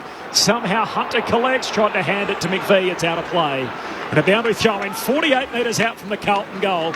25 gone, final term. Blues by 5 and a forward 50 stoppage. Yeah, they gained 20 metres there. You feel like that's what it's going to be, isn't it? Just see if they can inch their way up towards their end of the ground. Martin's on here. From the throw-in, Cripps down low. Couldn't take it cleanly. Oliver has a go. It's picked up by Hunter. He gives it to Brayshaw. Hand passes to Oliver. From half-back, he just gets the hand pass away. Sard is there for the Blues. Gives it to Cripps. Hand pass is looking for Newman out on that outer side. He couldn't take it cleanly. The ball goes over the line for another throw-in. 30 around from Carlton's goal. They lead Melbourne by 5 points. 25 gone. Final term here at the G. It's been low scoring, but it's been an insane game of footy between two of the best defensive teams in it. As Gawn wins the hit out down to Brayshaw, soccers it forward. There's Hunter under pressure, kicks it down the wing, but straight to Sard. And the Blues keep it in their front half. Now, what do you do here? Do you some loose players around? Do you just chip it around? And no, that's not how Sard's go. Sard with the cries of the wolf for the long left foot off the pocket. De Koning spills it. Had both hands to it, no mark. Lever mops it up, kicks across the goal face to Langdon. Back pocket for Melbourne. Carlton by 5 points, 26 and a half travelled final term. Sparrow. Langdon chips down the line to Sparrow, marks in front of Akers. Hugged up against the boundary line. They trail Carlton by 5, 26 gone. Sparrow long down the line to a contest. Petrarca, read it best off hands, kicks to space at half forward. Van Rooyen to run onto it. He'll hand pass inside forward, 50 to Grundy. Hand passes back to Langdon under pressure, can't take it cleanly, no free kick. Spills back to Grundy to Van Rooyen, who's tackled as he kicked it. Brilliant from Chincotta. Ball out of play, 50 around from Melbourne's goal. He has to pay that a free kick. How is that not a free kick? Oh, boy. That is incredible. Well, everyone's under pressure here. Very stiff there, Van Rooyen. Amazing desperation from Chincotta, but should have been a free kick to Van Rooyen. Carlton by 5, late in the final term. Boundary throw in. Grundy wins it down. Hewitt just bangs it up to halfway. Marchbank breaks it up. Curnow tries to knock it on. That's Charlie. Spills down to Mado. Melbourne keep it in their front half. Win the territory battle. Gives it to McVie. Short kick to Oliver. Back to McVie. High half forward. Kicks inside 50. Van Rooyen's there. Spoil comes from the back from Kemp. Down to Hewitt. Tumbles a kick. Turns it straight over. Salem on the run. Salem for the goal. He kicks goal and he's left it short. It was a horror turnover from Hewitt. And Akers in the end takes the mark on the behind line. Still Carlton by 5. Kicks to the broadcast side of the ground. DeConey with the fist. The ball goes over the line for a throw in. 80 around from Melbourne's goal. Carlton by 5 points. 28 minutes gone in the final term. Tired legs, weren't they? Christian Salem had 24 possessions, been good. Plenty of time here still for the Demons. Need some cool heads to prevail. Ball back into play, gets out the back of the ruck. Then Akers, he was spun, but he got the hand pass away. That kick from Fisher towards the boundary line, insufficient intent. Free kick to Melbourne on the wing. As Stephen May rushes over and grabs the footy to send Melbourne forward once again. Do they have any legs here? Who's got the fresh legs? Can they find a way just to work it up here without kicking long to a contest? Carlton by 5. May goes short to Brayshaw. He hands it back to May. Long kick inside 50. Marchbank flies. No mark. Comes down to Sard. Dumps it on the boot. Back out of defensive 50. Brayshaw's there. The double fister. Bangs it back over 50. But straight to Akers. High up and under. A shocker into the middle of the ground. Back in the corridor. DeConey. No mark. Down to Fogarty. Fogarty tackle. Big tackle from Sparrow. The ball up inside the centre square. Attacking edge for the Demons. Carlton by 5 points. Half-hour mark, final quarter. The Blues are trying to play finals for the first time in a decade. Melbourne want top 2 spot from the stoppage. No winner. They pile on top. The umpire says, I'll have it again. Another ball up inside the centre square. Ruck contest really important here. Pittonet palms it down. Hewitt has a go. It spills to Ed Curnow, the sub. Wobbles it along the ground to his brother Charlie, who overruns it. Gets out the back to Rivers. Gets around Charlie Curnow. Has a bounce on the wing to half forward. Petrarca marks. 52 out from goal. He wheels around. He eyes the sticks. He sends it towards the goal line. He's got the distance. Christian Petrarca with the long bomb. But we've got to go upstairs to check. It's good, Jess. It's soft good. call. Wait for the soft call. No, soft call's touched. Joking. Wow, none of the Carlton players are I'm not sure the Carlton players thought they did.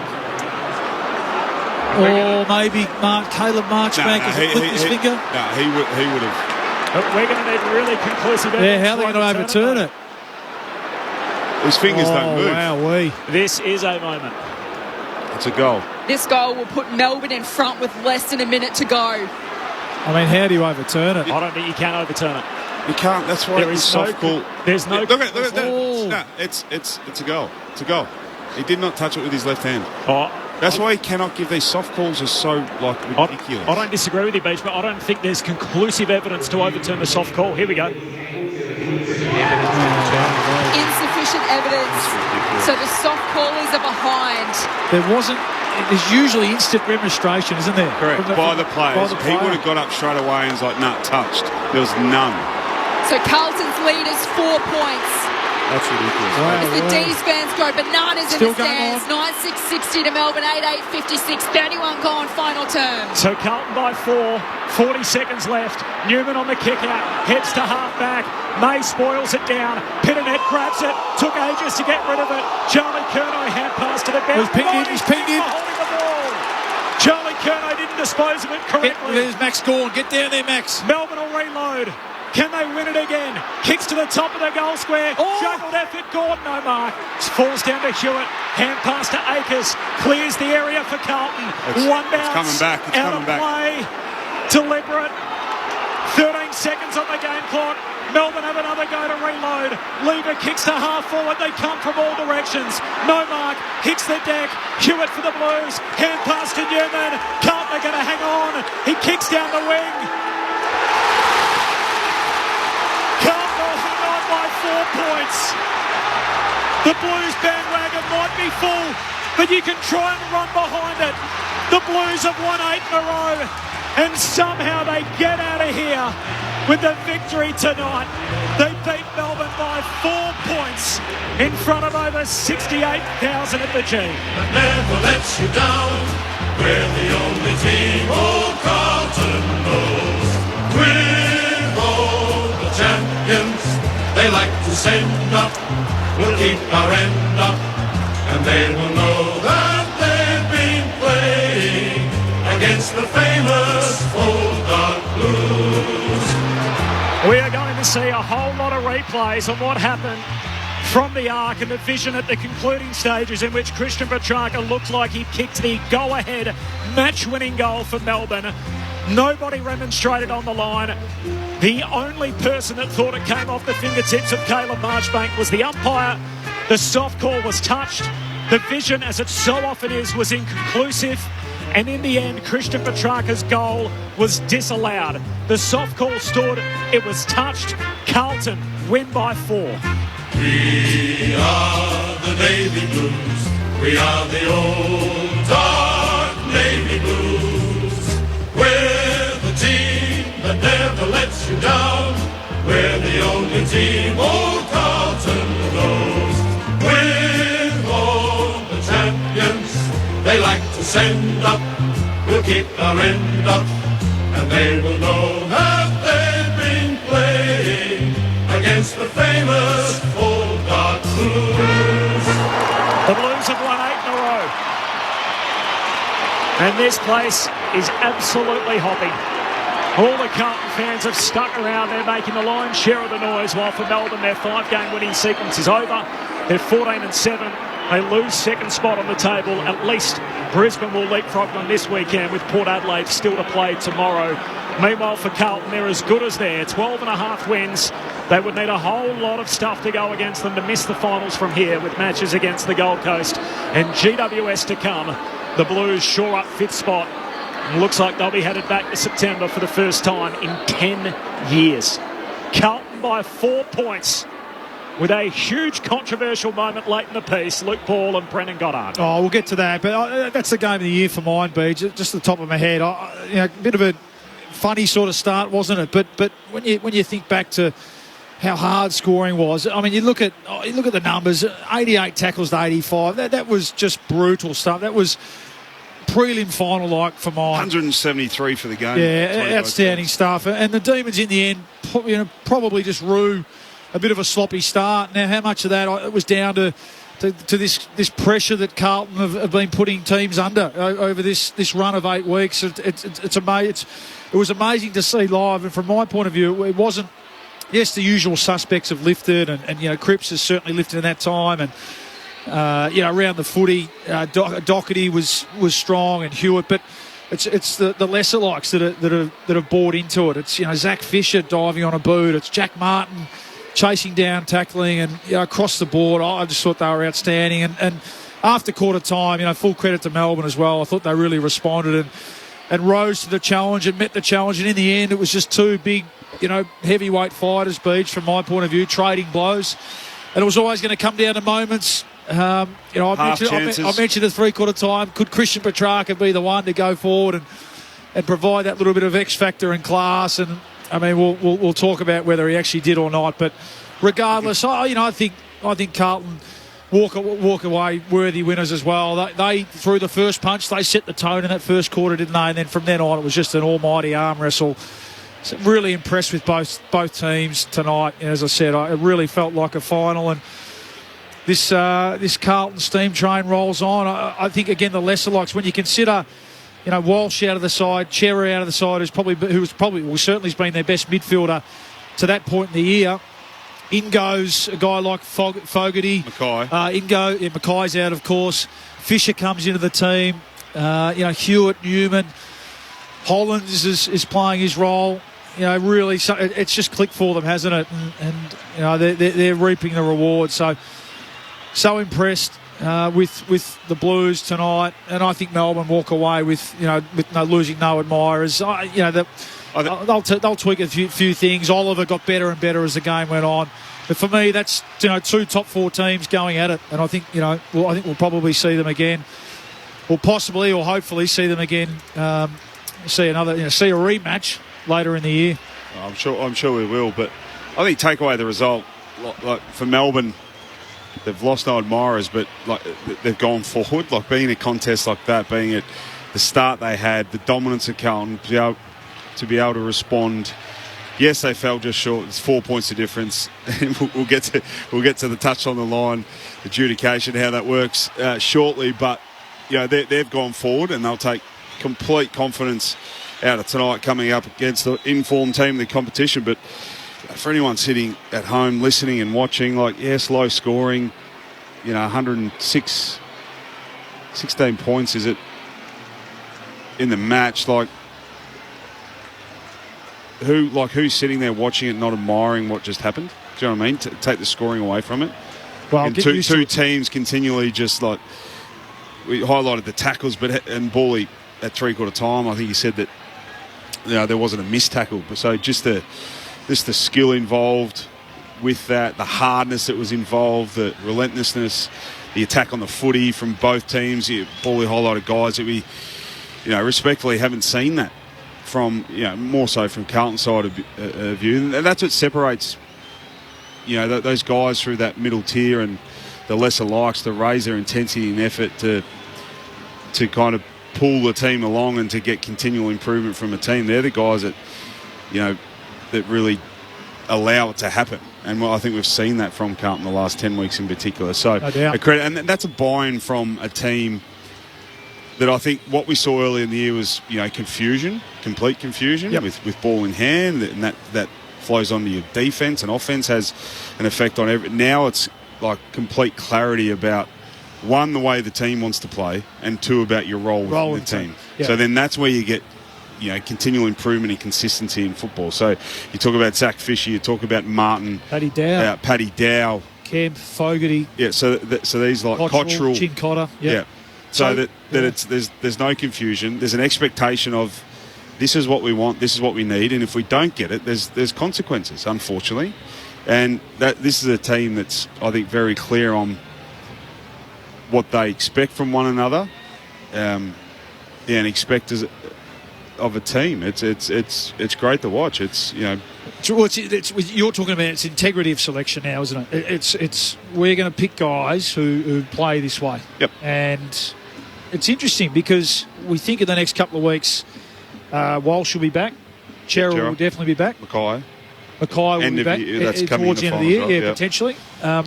But what they're not relying on talent anymore. That's what's changed in the last, the first 10, 12 weeks of the season. Mackay had to kick sick. Curnow had to kick. It was about individual brilliance having to win them a game. Now, it's all those blokes you mentioned playing their role.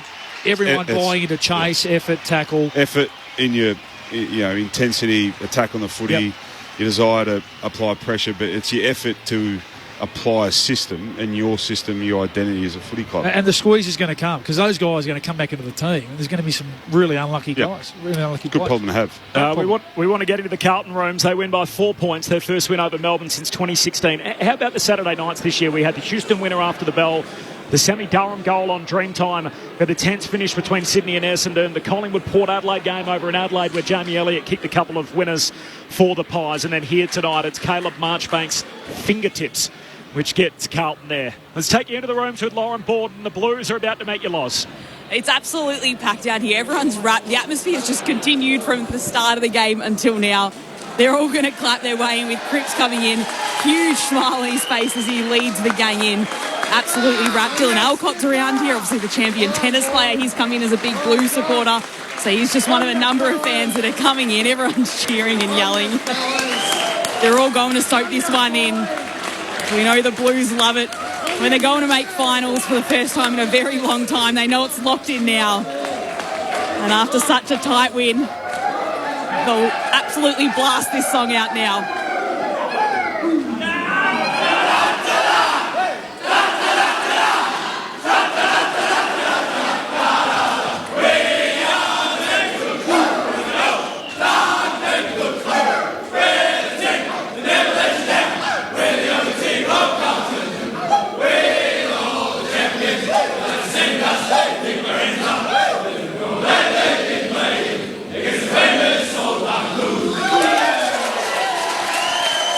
The cheer inside here ricocheting off the walls. It's almost as loud as it was out there in the MCG with 70,000 out there. So we'll get some reaction, and they're all just cheering and hugging each other at the moment. But we'll have a chat to Caleb Marchbank in a moment. Thanks, Loz. I can't wait to chat with him. And, gee, we've got one question in particular for him, which I can't wait to hear his response. We've got about 7 or 8 minutes before we're off air, so hopefully some reaction from the Carlton rooms shortly. We'll take you to the concluding stages of the Derby. Freo have kicked 17 goals in a row. So the margin is 95 points after the Eagles kicked the first 2. So that's the early stages of the last. Game to that one. Cool. Couldn't get a bigger dichotomy, and James Aish has a chance to make it a 100-point game as he lines up for goal. We might just clear the votes, Bally, in the ABC Footballer of the Year. Who did you like? Well, we've whipped them together pretty quickly. I mean, a lot to like. A lot of players were just heroic at times. So tough to pinpoint. We're going to give one to Nick Newman, who's been in really, really good form.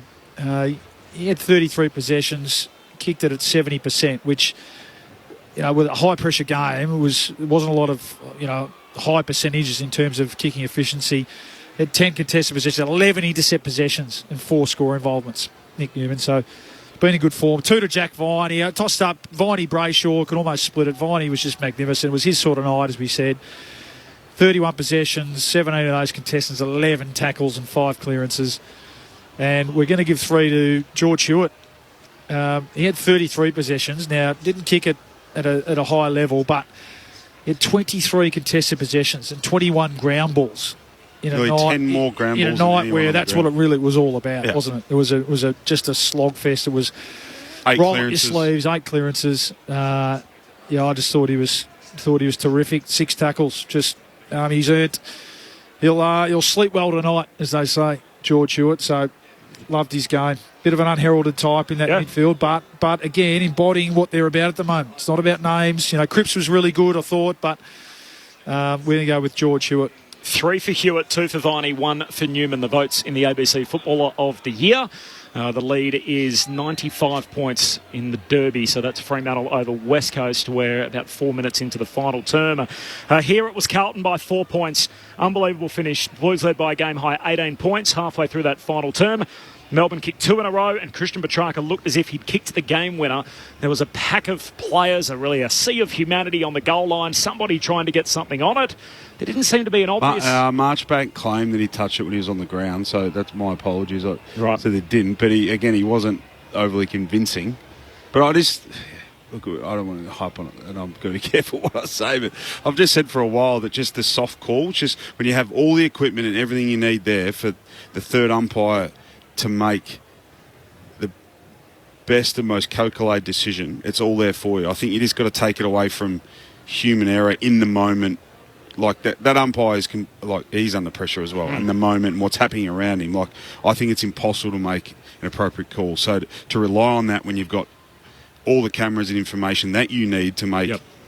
The only issue is that the vision wasn't conclusive. So how do you trust the vision when the technology's not good enough? Yeah. Unless you is the technology not good enough? Unless you get the heat map on the ball. Well, it didn't hit the post, so it's just. I think based on what we're seeing, it can only have hit his forearm. It didn't hit his hand, but that's then up to the third umpire to make the decision. Based on what we know, it didn't look like it was touched, so it's a goal. But then if it looks like it's touched, then declare it. You've got as much information in real time slow mo that you need to make a decision, and it's still inconclusive. So therefore, it's got the benefit of the doubt. It's got to be like the old cricket one. It's got to be to the batter, right? So it's the guy kicking the ball. I would have thought in offence, benefit of the doubt is that didn't look touched. It's a goal. You know what the AFL is going to say? They're going to say, look, it's not a howler. Umpire, whether he touched it or not, the vision's inconclusive. We got the right outcome. The goal umpire made a soft call. But it's a huge call. I mean, Melbourne now get dislodged from second spot. If you finish second compared to third, it means you get 2 home finals instead of 1 guaranteed in the final series. So there's a heap at stake. And Christian Petrarca obviously has that goal denied in the waning moments tonight. And Carlton win by 4. What do you think, Bally? I think the Blues can win it. Playing like that, and they get the class back. Mackay's an interesting one. Yeah, I haven't thought about that enough. Do you bring him back after a long laugh? Yeah, absolutely. I mean, DeConning. I think his roles. I think you're right, but how fit is he? And what sort of role does he play? I mean, DeConning's really elevated since he hasn't been there. So I think the callers I think there's a bit of a sense from Carlton supporters that just leave it as it is. I think they're not going to it'd be a do big that. call. I know they're not, but I think then, Walsh and Chera clearly go back into the middle. What does that do for Dow and you know what that does? So it's unfortunate, but it's a really good position to be in, and they go into a final series with a squad of 30. Which you really need. Good problems to have, exactly. based on their opponent each week too. So then I think Mackay coming in will then potentially change the two ruck combination that they've had, which obviously we know Pitnet playing ruck to Konings then that second tall. Yep. So Mackay's your permanent tall forward. So it may be left to a decision, is it Pitnet or De Koning? And based on what we've seen, and I think Pitnet's still not at 100% fitness. So I think it's, in what I've seen, is more leaning towards De Koning being number one, and then you bring Mackay straight back in. Regardless of who's out there, if they can maintain that level of intensity and pressure, they can win it. Absolutely. It's less about personnel when you put in effort like that. They might have to win it. Okay, can they win it from fifth? Okay, it doesn't mean done much, but I'm telling you, if they play like that, they can. Let's go into the winners' rooms. Carlton by 4 points, full-time over Melbourne. Lauren Borden. Loz. I've got none other than Caleb Marchbank standing next to me. I mean, after all the injury woes that you've had, everything that you've put in to come back, does it make it worthwhile when you're part of a win like this? Oh, absolutely. You soon forget all your injuries and the hard times that you sort of face when you have a victory like today. So it's just, unreal. Bit of a heart stopper, but nice to get the win. You're in the thick of it. Can you take me down to that line? Petrarca kicks it. Take me through it second by second. Gee whiz, I don't know.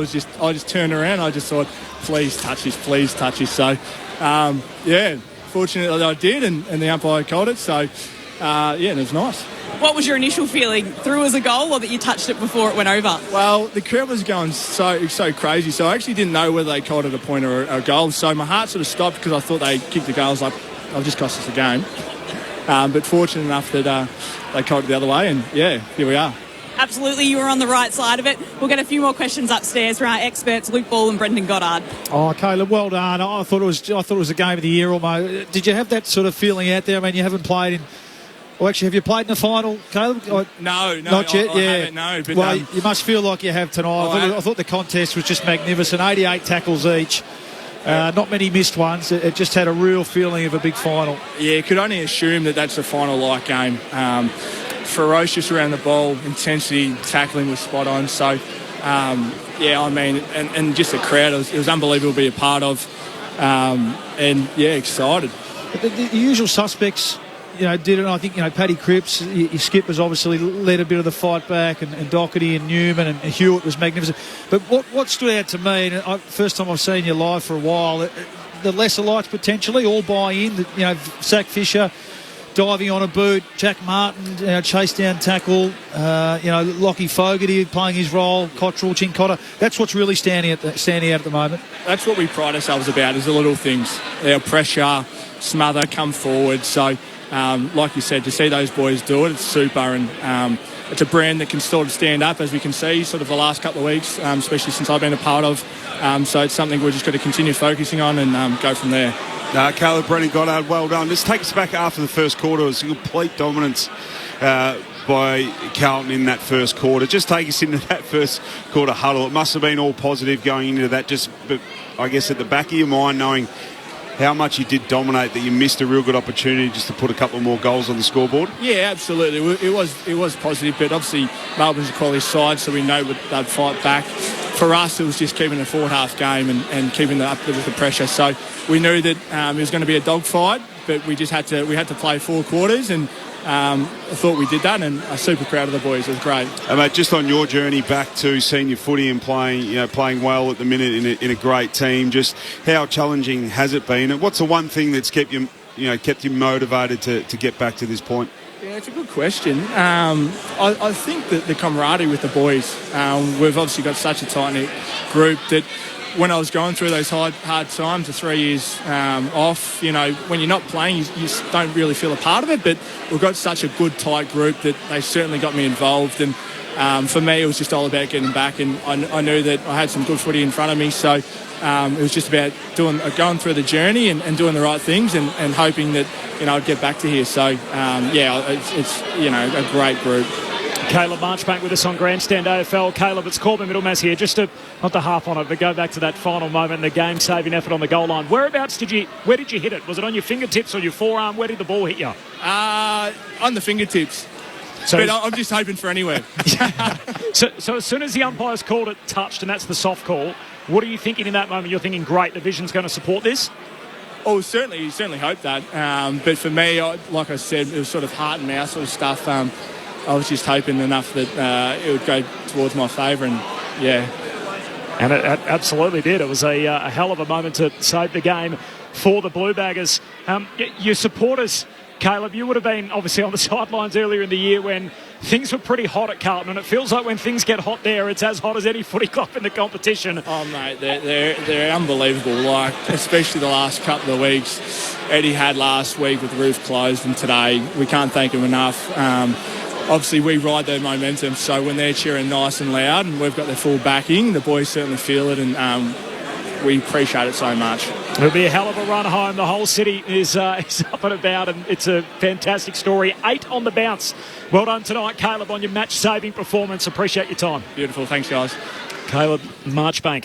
Good effort, good story, and important player for them, I think. Yeah, back in that back 6 or 7. A really good athlete, can play on tall or small. So, well done. And a big moment. He touched it, didn't he? Did he say? Fingers. I think it was, yeah, look. Yeah. Just hoping that it went his way. But, yeah, definitely touched it on his fingers. Absolutely. It'll be one, I'm sure, that'll be dissected and analysed a whole lot in the coming days. Thanks to Brendan Goddard and to Luke Ball. Thanks to you, Jess Webster. Great night at the office, course. Oh, absolutely. Thanks to Lauren Borden, of course, in the winners' rooms, to Stu Baker and to Tom back in the studio. The footy's not done. We've got another game still to come, so we're about to take you to Perth. Halfway through the final quarter there, it is Fremantle by 95 points over the West Coast Eagles. Of course, Grandstand AFL tomorrow from 12 noon Eastern. Hope you can join us then. Carlton by 4 points tonight here at the MCG. Earlier tonight, the Matildas booked their place in the Final Four of the FIFA Women's World Cup with a 7-6 victory on penalties over the French. It's Carlton's night at the MCG. They look headed to September for the first time in a decade. Let's get you to Perth. By right up against the boundary line on the outer wing. Heads towards right half forward. Darling couldn't mark. Spoiled away by Warner. Ball hits the deck. Umpire's going to ball this up. Tackle came from Brayshaw. It's Darling who climbs up off the turf. Right half forward for West Coast. The Dockers by 95 points. Their biggest ever win was 75. They've never won by 3 figures. There's only been one 100-plus margin in Derby history as Fremantle head to the outer side of the ground again, and the ball's across the boundary line from Sarong's kick.